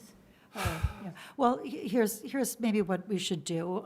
So, no, this is not in the packet, correct, Cora? This No. document. Why don't we do this? Why don't we, and I know we want to vote on this, but let's make sure that we have the document in the packet so that we can discuss it, and that members of the community that want to discuss it can come and discuss it, and then we can vote on it next time. Would that work? Sure. With the commission, with the task force? Okay, let's do that. And just to update everyone about what we're talking about, Minnesota statute requires that we have a set of regulations concerning traffic before we do anything like change speed limits. So this is what this document is. And it'd be nice if we had it tailored to Birchwood. yes, and I would like either you or your partner to copy or redo this with Birchwood written in it. Do we have it electronically or in Word, or we didn't have to type it all up? Do we have it? I have it electronically, I can send that to you. Perfect, that'd be good. I can drop this off at the office too. Okay. Here, I can take that now if you Okay. want, but if I can get it electronically, it's gonna save me a lot of send that to you time. then. Perfect, appreciate that. Okay. And, okay, I see what you've done. Okay. All right. Thank you, Cora, and thank you, Ron and Art, and members of Thank you. of the task force. I think we're very clear on what these resolutions are. Thank you very much. And what I'd like to do is make a motion to table these till the next meeting when we have this document together with them, and then we can be fully informed while we make that deliberation as a council. Okay. Do you want to make that as a motion, or do you want to just table? Why don't we table this until That's fine. That's fine. next meeting? Okay, sounds good. All right. Thank you. Great. All right, thank you so much. Thank you, guys. Thank you. Yeah, and thank you everyone who came to comment, and everyone who sent in their comments. Thank you very much. Madam Mayor, do we have staff here and want to get you guys home? Is there which items are you here for remaining? I think you guys are done. Yeah, Marcus, Okay. Oh, maybe yeah, the we lift should maybe station do would be the great. lift station, and I did want your input on one item in our budget too, if you don't mind. Yeah. But as soon as you comment on that one item, you can go after that, after the budget part. Okay. Okay. All right, go ahead and give us a lift station update. So lift station update, we got good news from the EPA. The ball's back in our court, and so the only items really we have left is to submit the plans and specs to the MPCA, not for their review, but just to let them know about the project. and then get a email back from them, essentially them confirming they get it. That's just an EPA requirement that they want us to do. At the end of this month, we're gonna, well, actually next week, we're sending the EPA the final plans and specs. At that same time, the city will see it as well. So any feedback you guys have, and then ultimately we're looking at approval of the plans and specs in October. We'd be bidding over the next month, and then I believe it goes to, I want to say it's the December meeting for discussing the bids. So we would, that would be a vote to post bids, would be in December meeting, Would be in October. in October, and then we would look at the bids. Sorry, I spaced a second in December. Yeah, so it takes, so in October, we would be looking at approving the plans and specs as super. they are. And then and then going out for bids. And then I'm gonna check my dates quick, just to make sure I don't misspeak. Becky, I've been getting a lot of questions about the status of the lift station. Would it be possible just to send out an email to the village with we expect to approve the posting in October, send out the bids in December, and then give people just an idea? Half the village, it's not half, but I think people would be really interested to know if we could just send out a little, would that be okay, just to send out a little email about, just with a little update and when we expect construction and so forth? Nothing more than a paragraph, but. Well, I mean, it is all public information here in the packets, but we can certainly send something out. I think an email conveys it a Sometimes little we bit can get better. more questions when we send those out, though, and I want to be really careful if we end up, as long as we can commit to it. Right. Yeah. You could put, if you want, if people have follow-up questions, you could just direct those to me, or unless you want to take questions on it, Margaret, so. I'm happy to take any questions from I think anyone in it's the important, village. yeah. That's fine. You can. Or put both of us, yeah, whatever, so. Okay. Yeah, I think, and maybe since we have this new information, yes, we're discussing it and thank you, Marcus, at this meeting. But Becky, you and I can work on a little follow-up email. Okay. All right. That would be super. Yep. Sounds good. Yeah, in that email, I'll get you the exact dates of Right. what everything's in and stuff too. 'Cause All my right. calendar's not uploaded. Well, it's exciting. I know. The Overall, it's good news. For the most part, most reviews done. The EPA said that they're gonna have a week left to review once we get them the plans and specs next week. So, Yay. pretty good progress. We've been waiting for good news for a long time. Yeah. So the October meeting, we would need to plan on having you here for the plans and specs, but the bids will not be ready at that point. No, so once you guys approve that in October, it'll be posted. Normally it's 3 weeks. I believe the EPA requires 4 or 5 weeks.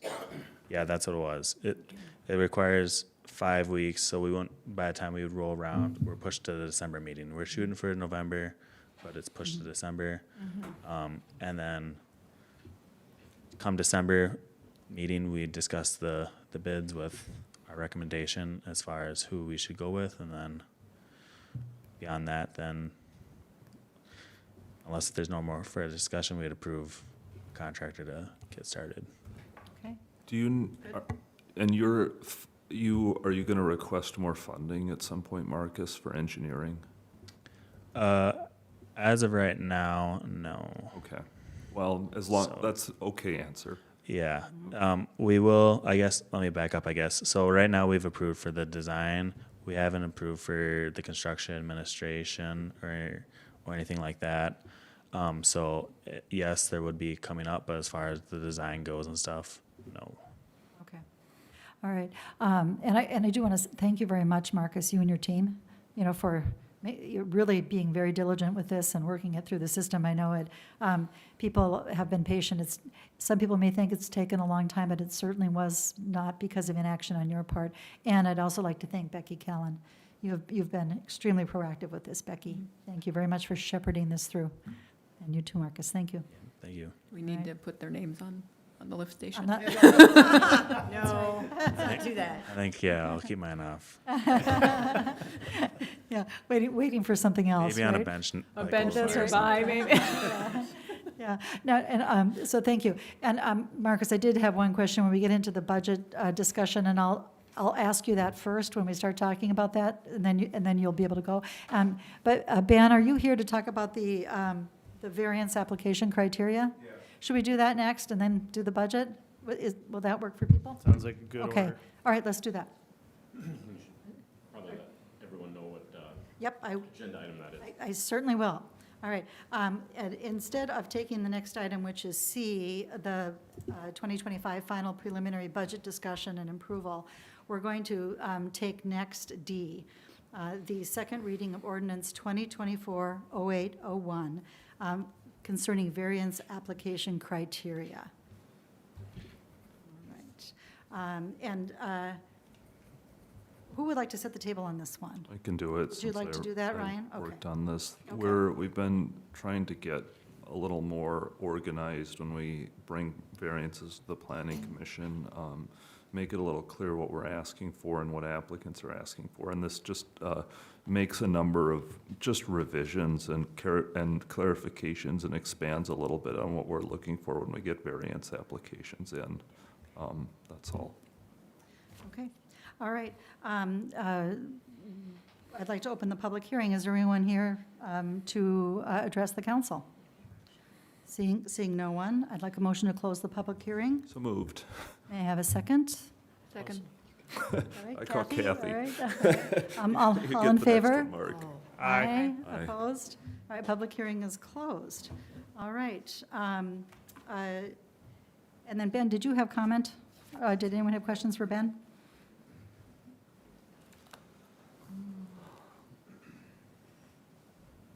Thank you, Mayor, Council.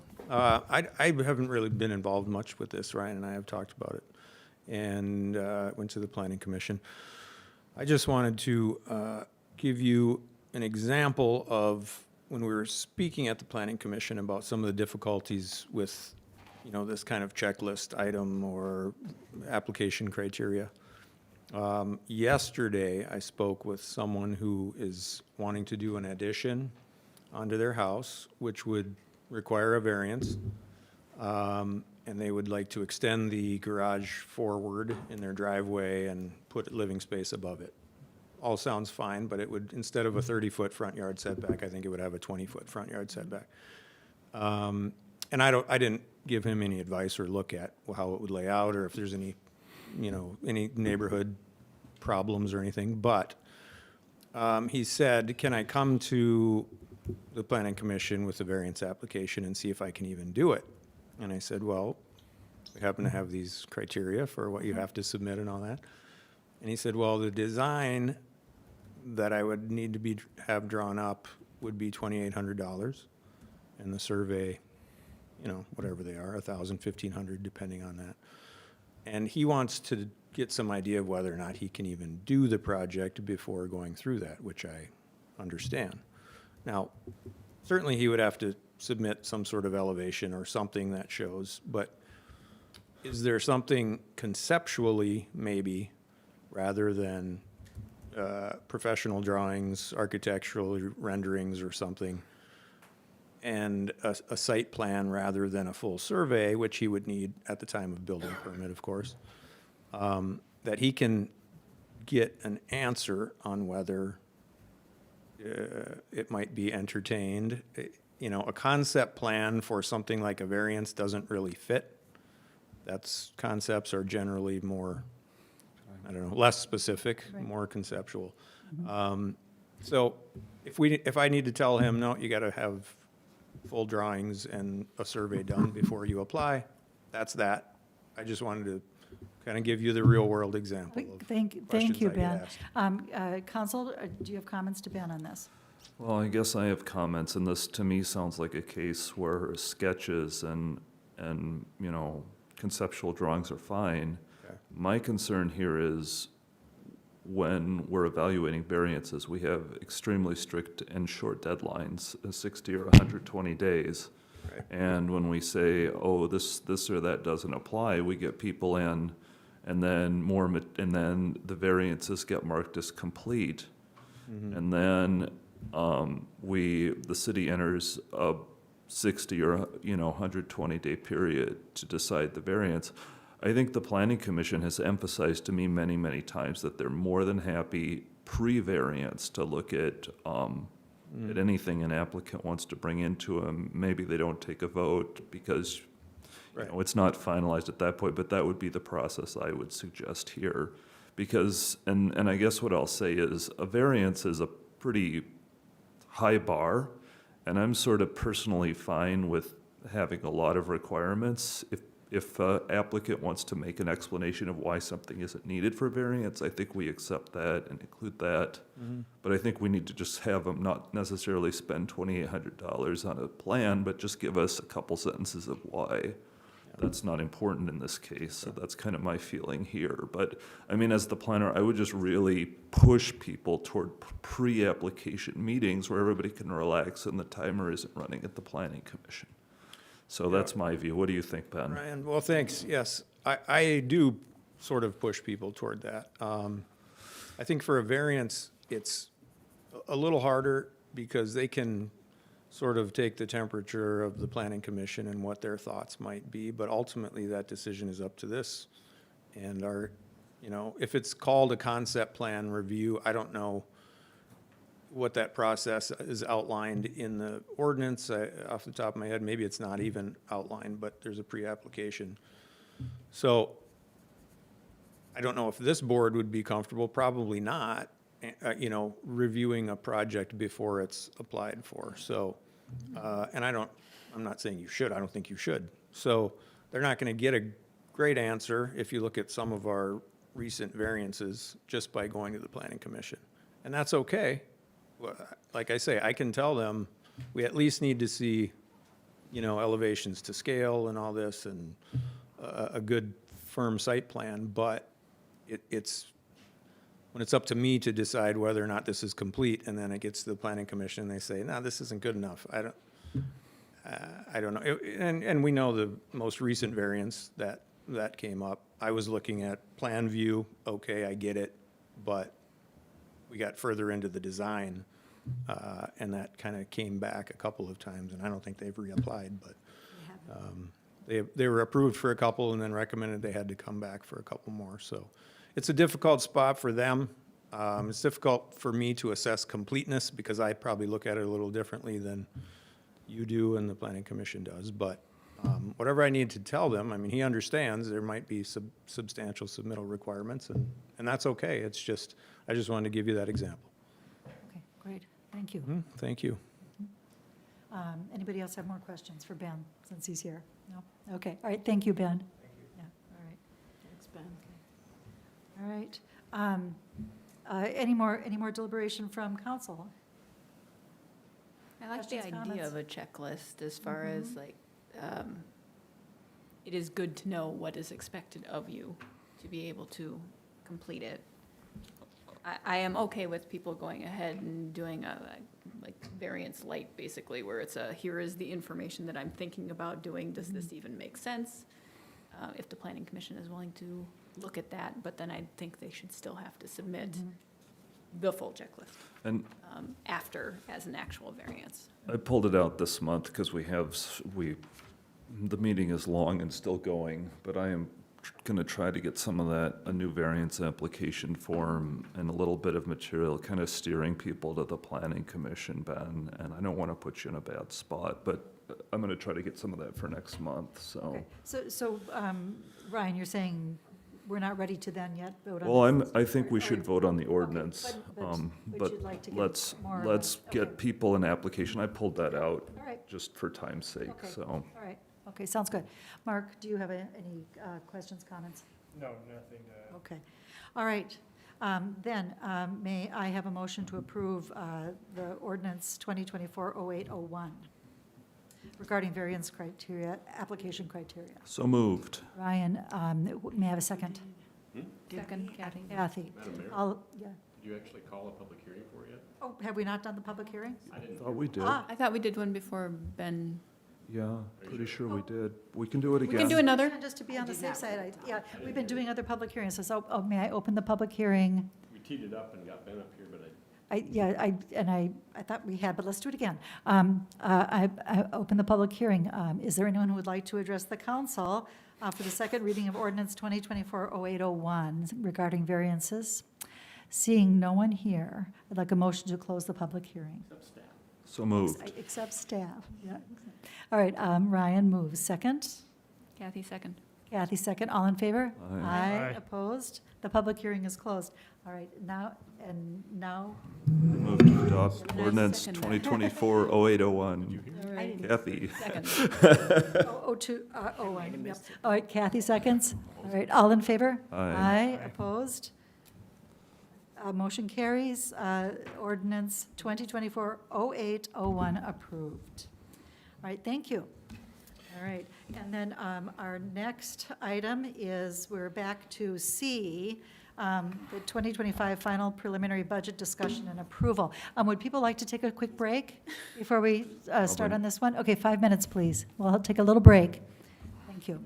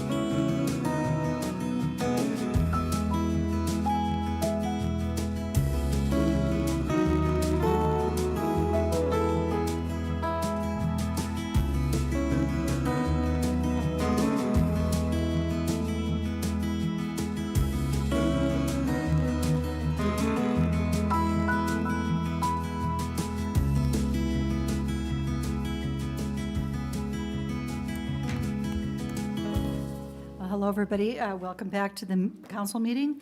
We're on item C under city business, the 2025 final preliminary budget discussion and approval.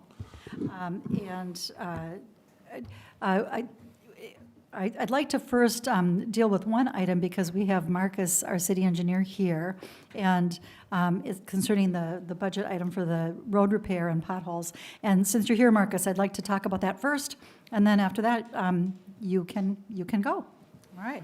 So it's on page 160 of the packet, page 5 of 6 of the proposed budget, and it's under highway, streets, and roadways, and we have budgeted $100,000 for that. And when I looked at the notes, budget notes, it says, road maintenance 15,000, potholes 67,614, but I think that's really the kind of the road repair, right? Estimate for Yep. year 2? Yep. Okay, and then we kind of grossed it up $17,000 just to make, to make it up to $100,000 so that we're not Yep. back and forthing on our years. Yep. But here, my question is, so the 15 is really for potholes, I guess. But, Could you slow down a minute? I'm having a little trouble sure, following are you along. looking at our notes? Is that where I'm supposed to be looking? Because no. Yes, I'm sorry, Ryan. There's notes that having to do with our budget, and the one And having to do, it's T, and it's Okay. page 163. Yeah, So okay. I just want to clarify that we have potholes, 15,000, and then the estimate for the road repair, year 2, 67,000. And then we added a 17,000 roughly to get up to 100,000. If we want to kind of gross up to 100,000 just in general, or gross down, depending on what we're doing, per year for road repair, I mean, do we have to add for potholes on top of that? I know for this last year, potholes was included in our bid. But what's your opinion on that, Marcus? I guess for your potholes, for the 67,000, is that including like the repairs from water main breaks and stuff? Well, That number comes from that. Okay, we'd need that to be in that amount, yeah. Because I don't think we have another line item for anything for road repairs. The 67, Marcus, is coming directly from your budgeted thing. where Okay. it- Yeah. for From my 2020. CIP that we. Yeah, that we're going to do for Okay. the next phase. So, Okay. But so- we felt it was low Right. because we didn't want big swings down and then have to do a big swing up. Right, Mm-hmm. yep. Yeah, and so we added 17, but my question, though, is, do we need to add a bit more, just to make sure that we I would say, have enough for potholes, plus that amount of repair? as far as like, yeah, I would say the 67, maybe adding a line item for water main breaks. So Okay. you can kind of, because those costs are going to be significantly more just in like the small amount that you're repairing. So as far as how you guys separate them, I mean, Okay. obviously the hall one we have, I mean, that's with this potholing. Water main repair, not for breaks? Road repair. Well, for the road repair Road that repair. or the damage occurred. The famous from Cedar Avenue repair that we're waiting for. But, Yeah. but that is budgeted as part of our water fund though, right? Well, we will need, I mean, it's not necessarily budgeted. We take it from there. Yeah, I'm not sure where you guys pull it from, but Yeah.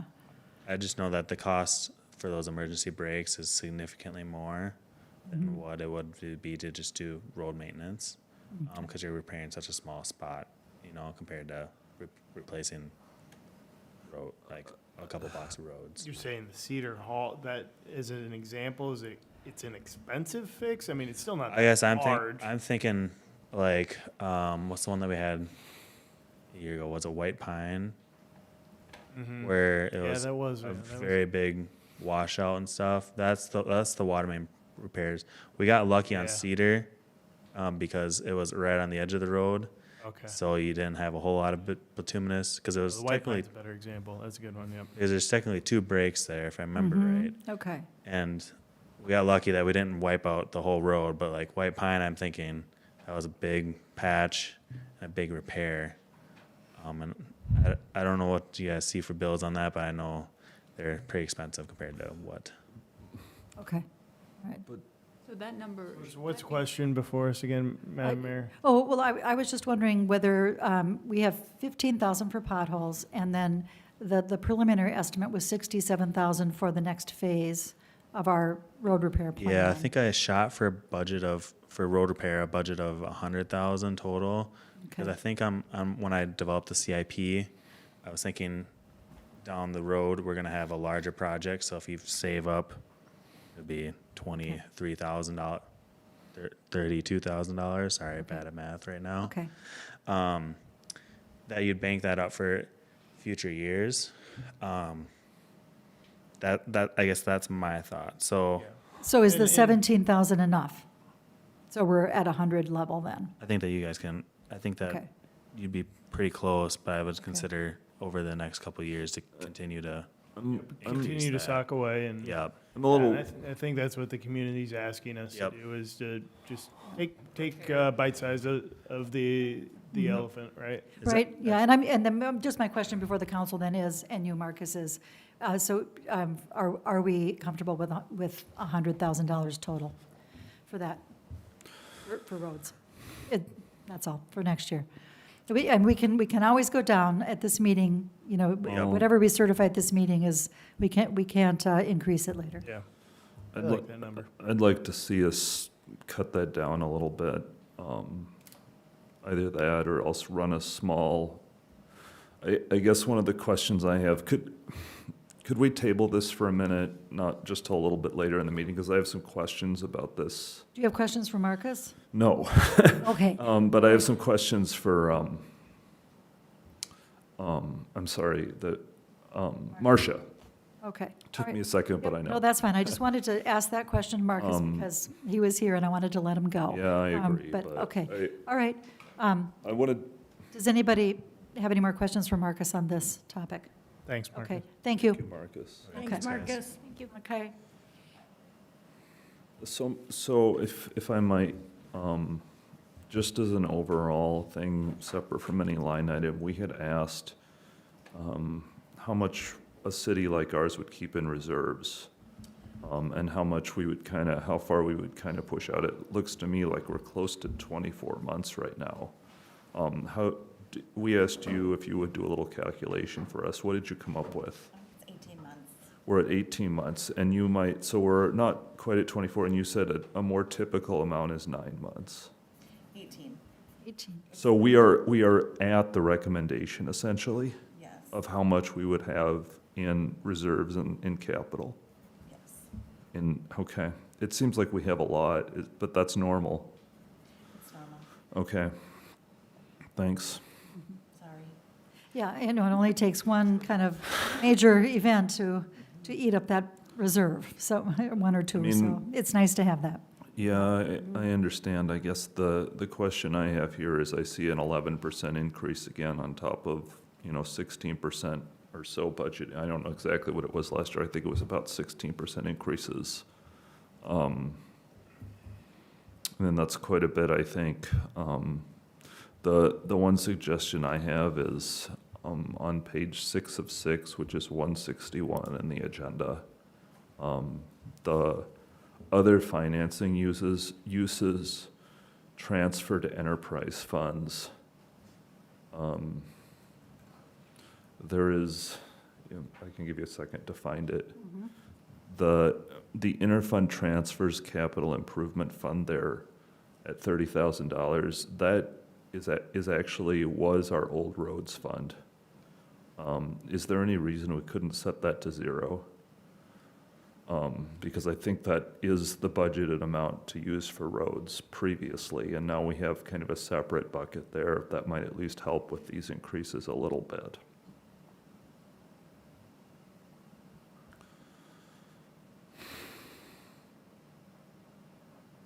Well, if we took that line item out, that 30,000, and Ryan, is that what you're suggesting? Correct, yep. Then where would we be in our reserves? Well, I don't think we'd be any different because I don't think we have any plans to spend that money because we have a separate funding for our roads. Do you want me to see what the budget increase is? Sure. What it went down to? Went down to 5.58% increase When she zeroes that one out. when I zeroed out the 30,000. I think that's a decent recommendation. Kathy, what is your opinion? I'm okay with that one. We don't, that was our road fund, is that right? You said, That's my understanding. Yeah, I think you're right, Ryan. Yeah, I mean, a few years ago, I think that's how we used to shift it over. okay. Since we already have, yeah, I'm okay with that. I'd like to be a little lower, but 6 is at least where I can vote for it, so. Anybody else got any suggestions? Because I'm sorry, would like it to be, I'd like us to give paying out to people every year, but I don't think we're quite there, so I don't see much else where I think we've gone through this pretty well, and I think it's a good budget, so that's my only suggestion. What do you think about it, Margaret? Well, I do think it's a pretty good budget. My only question is with the road fund, and Mark, I appreciate your comment, we want to, kind of do bite-sized pieces as we go. But, it seems like that it's always more expensive than we think. So that's my only concern. At this particular meeting, whatever we certify, we're not able to ask for more. Just to remind everybody, and we can come down. So just if we feel we need to increase a little in that category, and then do a little more research before December when we do our final certification, I'd feel comfortable with that. But if others are comfortable, we're good where we are. Please state your opinion. Yeah, it sounds right that was used for the roads, but I mean, if you're sure on that, cool, I'm not. You're not cool on, you're not, I'm you're not positive. Yeah, I would need to double check that, but again, if you guys know that, Well, why 'cause you don't- were on the council. I appreciate that, Ryan, and I think we're all in agreement in principle. Should we just wait, though, until the next meeting and really research that and really make sure?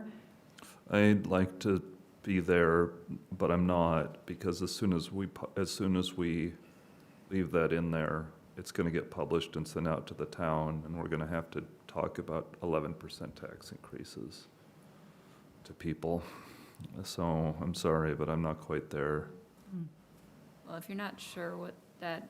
I'm not sure, Ryan. Well, I mean, said I'm he sure what was. that Maybe is. he is. And I Sure. normally I'd probably be agree with, 95% sure with Ryan. 95% sure. you know, It makes sense. and normally I don't wanna agree say with, it. let's research it Okay. some more, but I also agree with, let's not fan the flames here is my only thing, so I just. Right, okay, well, if everyone is comfortable with taking that out, we can. All right. Are there any other budget issues in any of the other columns that? Wait, I just want, Yes. I'm wondering if Marcia shouldn't. Okay, Marcia? Just to make sure. The only other thing that I was thinking is, because we've had the 30,000 in there for so many years, is that, how you built in the 17,000 to make it an even 100,000 for the roads? If maybe we took the rest of that and put it in here, so took the 30,000 minus the 17,000 that you put in the other spot for roads? Because isn't that what you kind of did before? Like, you'd have Balance excess it. and what you did, if you had extra for like future road projects, then you'd So maybe dump it into your capital account. reduce this down to 13 instead, is that what you're kind of suggesting, or? Yeah, maybe. I'd be okay with a little compromise here, so, Okay. we can revisit it, but I'm afraid if we're in the double digits here, we're gonna have some people a little worried, so. Yes, certainly, and I'd like to address people's worries and fears, but I also want to make sure that we're not going to fall short on our budget, too. So, all right. So that would be like about 12,614, and then that would bring it to a 7.78% increase. Okay, I mean, I'm okay with that, if others are. Let's call that a compromise, okay? All All right. Can you remind me, I just am not sure, on the sewer engineering expense, it's the last line item, that's 600,000, that's the lift station, right? So that's Yes. money we already have set aside, it just has to be on here. It's coming in there at we are getting the 480,000 from the Grants. EPA grant, yep. Okay. Just wanted to point out the difference between the 14, it's a big, big number. And then I think the other area that was added to this one that we really have no control on is the fire. Correct. That's right. Which last year we had the grant for Right. that, and this year we do not. But And I did- the amount did go up significantly, and I know Becky has been trying to work her magic on that and has not been able to whittle that one down, but hopefully we can maybe get that down a little bit. And then I don't feel we're getting our money's worth from the police at this point.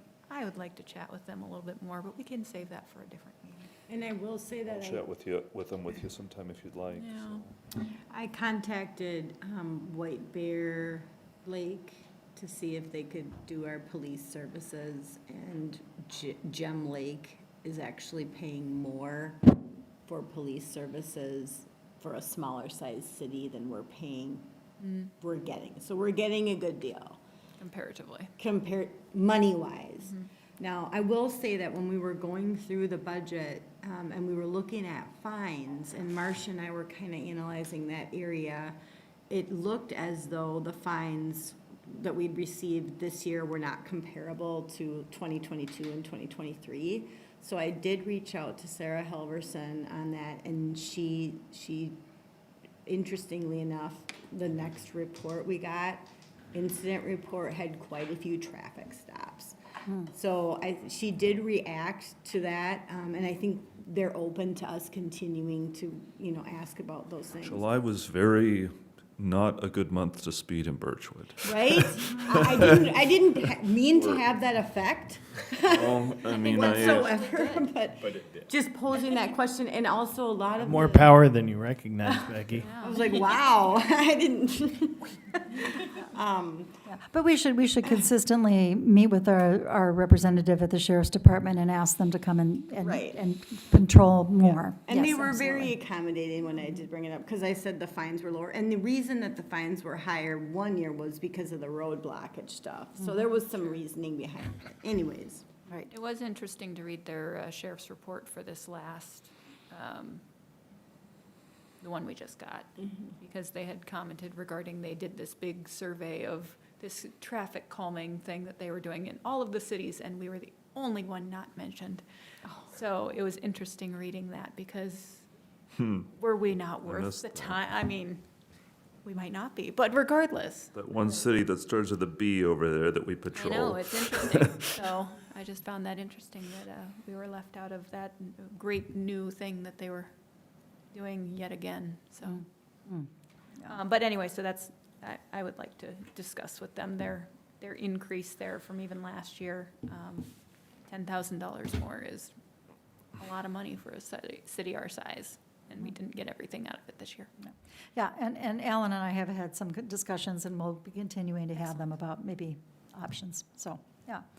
Okay, good. Well, then with that one change in interfund transfers from 30,000 down to 12,614, any other changes suggested by council? All right, well, seeing none, may I have a motion to approve and certify the preliminary budget with that change? I'll make the motion to approve. All right, Mark, may I have a second? I'll second Kathy. All right, all in favor? Aye. Aye, opposed? All right, motion carries. And- The 2025 preliminary budget is approved. Thank you, Becky, Marcia, Mayor Ford, so on. So thank you very much for all your work on this. Oh, yes. And then, do we need a second one to certify the levy? A second motion? Alan? Alan, do we, We just did the budget. we did it as a combined motion? Okay. Okay. If we're, It's if the people, document in the, I don't have the page up in the packet, but okay, all right. Good, then that, Budgeted as a combined motion. okay, sounds good. All right, we're on to item E, second reading of ordinance 2024-0802 regarding animal fencing. And this is really the deer fencing ordinance that Ryan and I worked on. I have not made any changes or have suggestions for changes. Ryan, have you? I did, under, very minor, but under 623.020 definitions, I added for this section based on Councilmember McCarthy's feedback. Okay, great. That's all. Okay, with that, may I open the public hearing? I will open the public hearing. Seeing no one to comment, I'd like a motion to close the public hearing. So moved. Second? I'll second. Ryan seconds. All in favor? Aye. Opposed? Public hearing is closed. All right. May I have a motion to approve the ordinance 2024-0802 regarding animal fencing with the addition changes that Ryan mentioned? So moved. May I have a second? I'll second, Kathy seconds. All in favor? Aye. Opposed? Motion carries. Ordinance approved. It'll be interesting to see if we have less deer damage in the city for that. Because of that? Yeah, probably. I would think so. All right. Our next item is F, review and discuss FOTH revisions, revisions of 401 and 402. Like rhymes with both. Both. All right. 401 and 402. All right. So I can just kind of give you a little update on this one. Thank you, Becky. Sure. So this is full attempt at combining our section 401 and 402 into one solid waste and recycling management ordinance. It is obviously in draft form. I've gone through it with them twice. I am still seeing like references to multiple dwelling buildings, so there's some typo stuff in there, but before, we move it to first reading, I wanted to put it before you guys and see if you had any, general feedback or specific feedback, and are we going down the right path? Is it okay that they're combining these two? Before they continued on with the work, I just want to make sure we had some eyes on it and a thumbs up to say, yep, keep moving forward, and then we can go to first reading at some point. So I have a couple comments, if I can jump in. First Sure. of all, I think this looks fantastic, and I like it a lot. I think there's some more, I think it needs to be Birchwoodified a little more. Okay. And I can go through a bunch of my suggestions here, but what I might think might be better would be, maybe I could send you some markup, because I had done a version of this, and rather than going through this in a lot of detail here, just things like, for example, where it says your trash cans can be 40 feet away from the street for pickup. I doubt that's reasonable for us, but I'm not sure, and I don't think that's gonna be a contentious point, but I would just offer to do that, and maybe I'll get the Word doc from you and just go through it over the next week or so. I don't think there's anything real controversial in here, but I don't know that I want to do that in the middle of a council meeting right now. Yep, So- there's a lot to go over. Yeah, it's very good, and I think it's important, and I think this is a big step. So, Good. and don't get me started on the appeal procedure for composting. Does anybody in the council want to hear compost bin appeals? Well, there's more is less. More is less. You guys have everything right now, so I said keep it as full as possible. We can take it Yeah. out. We'll fine tune it as needed. Okay, sounds good. Have we based I this? haven't even reviewed it yet. Okay. It's here for you guys. All right, yep. So I have it in PDF. I'll have to get it from them in Word. Does PDF work for you, or do you prefer? Well, send it over and I'll try. Okay, all right. I'll give you what I got, and then we'll figure it out. All right, any other comments? Kathy? My only comment was as far as if this is set up for our specific trash and recycling hauler group. With our compost option, do they have the yard waste as part of compost where we can combine those, or Well, that's a do good those have to point. be separate in?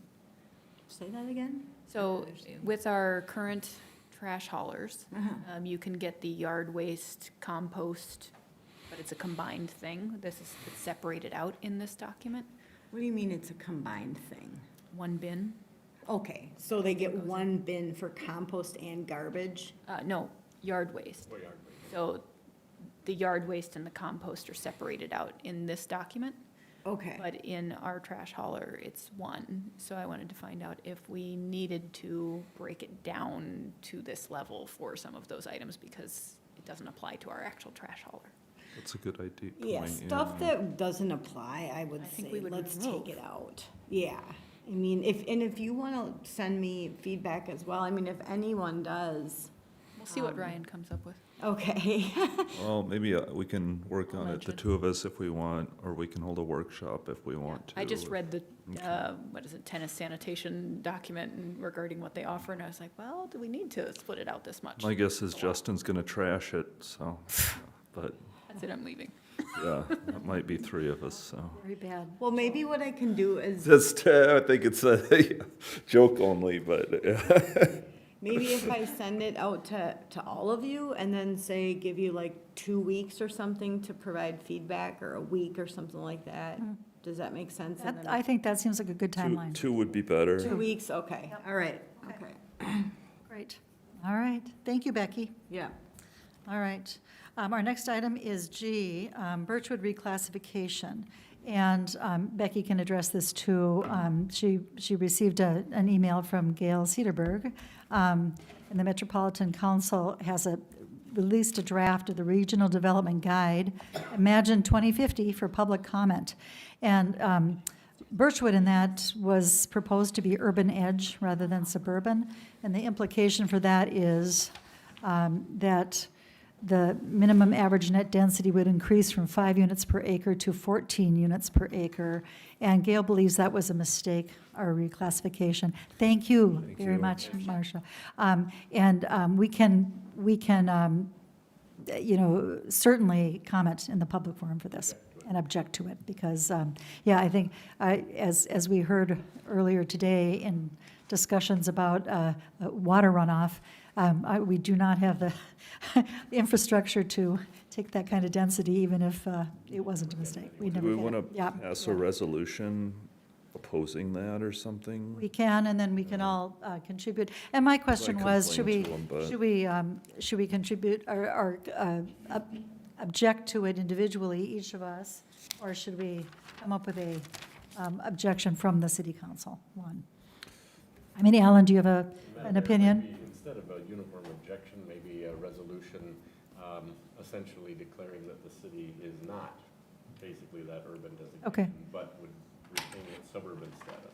Okay. You said that she acknowledged it might be a mistake anyways? Yeah, yes, but we certainly want to, Yeah, she's Add our just kinda voices. Wink, wink, Yeah. hey, you might want to do something about this. and that we should object. All right. Before it Well, gets yes, approved. let's do that.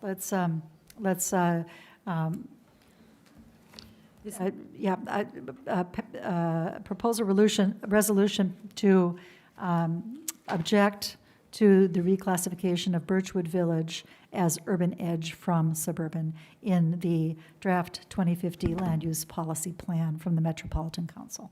And recommend that you retain the suburban designation. And recommend that we retain the suburban designation, and we participate in the public comment period.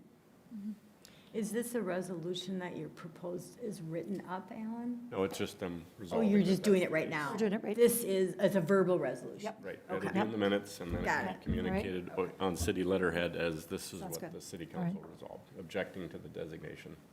So And making sure we get it to them before October 7th. Right. that's why we're doing it verbally. Yep, okay. Got it. Do it, okay. All right, I'll second. all right. All in favor? Aye. Opposed? All right, motion carries, resolution passes. All right, thank you. Yeah, and it's not that common that they'll reach out and say, you want to look at this, so that was good on them to do it. It was good of them to do Hard it. to predict that far out, and, yeah, we're not in the same class as Minneapolis. We won't be St. Paul. 14 units an acre. Definitely not. Yeah, we're edgy, but we're not urban. I'm sorry about that. This is horrible. That's the quote of the Getting late. night. Yeah, Okay. that's the quote of the night. All right, now we're on to. 9 o'clock pun hour. It's getting late, past 9 o'clock. All right. You thought the debate was good. Item H, maintenance help. Mark, you wanted to make some. Yeah, I just wanted to bring this item up, and maybe Becky can help me out here a little bit. I think we've had Jim maybe working roughly 5 hours a week for the longest time, and I don't know if that list is getting too long, if he's not working enough hours. I just walk around the community. I've heard it a lot from a lot of folks.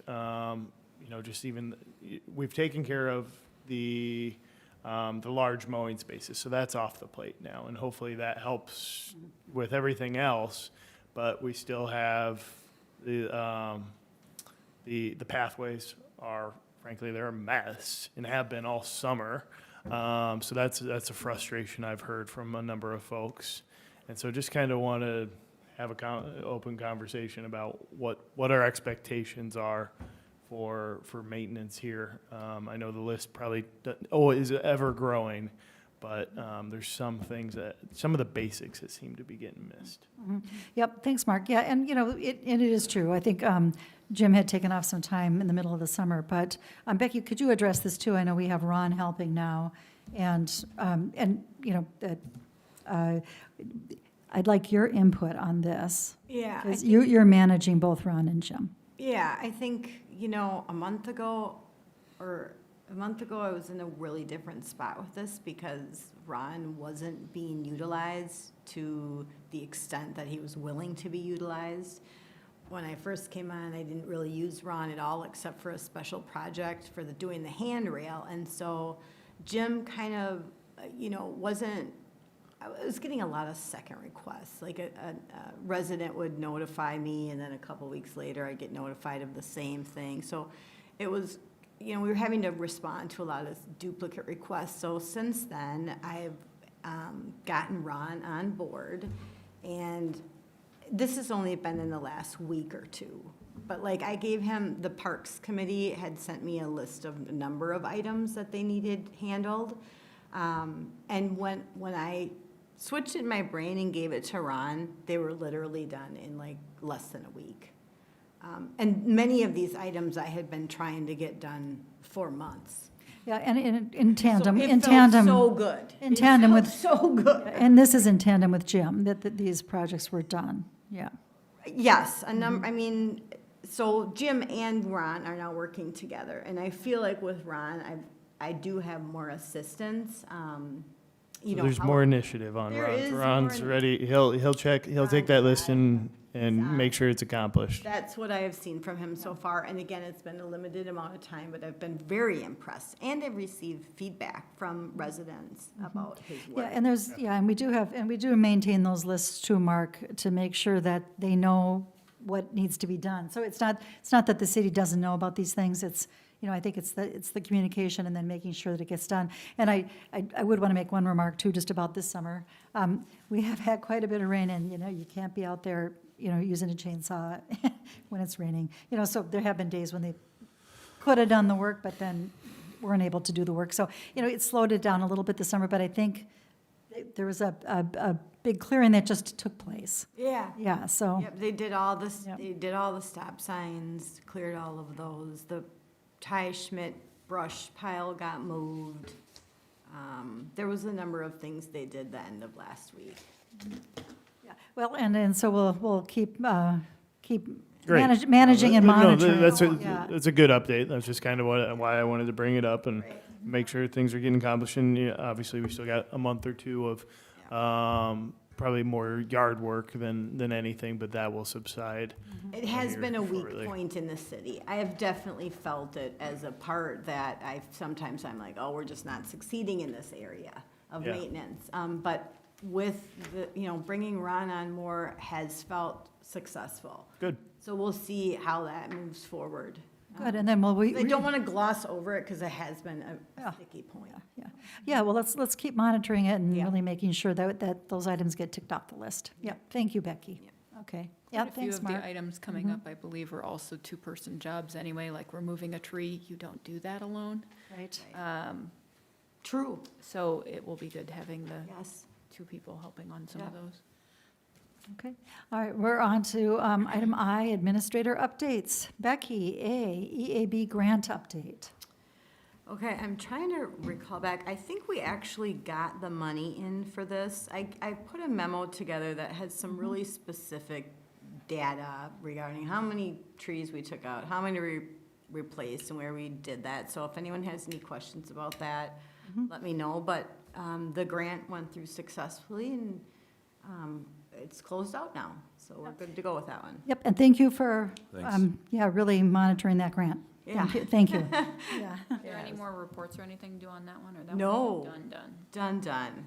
Yeah, That and we felt just really have to good, too. keep watering, and, thank goodness we had a lot of Yes. rain this summer, but Right. that needs to stay on the list, Yeah, water the we new have to trees. keep watering the trees, right. The next update is the lift station update. And we got that We from did Marcus. that, right? The tree inspection update, I did include some very limited information in your packet. I did send out an email as well today with some more detailed information. That data really needs to be scrubbed. I've started doing that, and I put together an Excel spreadsheet with all the individual data points. So I'm really looking for somebody to maybe look that over with me and help make some decisions. I still need to talk with the inspector because I do have some questions about specific trees. But maybe just an idea, if the council wants to, have someone to represent them and work with me on this, it would be really helpful. Is there someone who would like to do that on the council? I need to know more information regarding what that involves, as far as how much time you need for that. I think Justin would love to do it. I think we said earlier, this side of the table's all leaving, so. Right.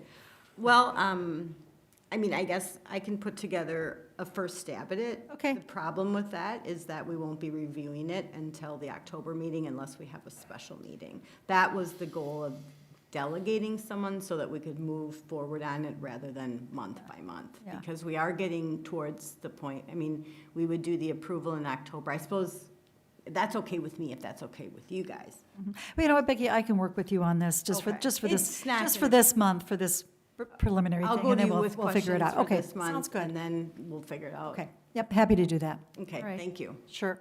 All right, and then we did add tech conversion update. Oh, yeah. Okay, so this one, just trying to remember back. Okay, so this one was SCC TV. There was two things I had to do on this. One is get internet, okay? So I looked into that, and we can get internet for $50 a month from CenturyLink. We cannot use the SCC TV money because they don't have that anymore. They did their final distribution at the beginning of this year.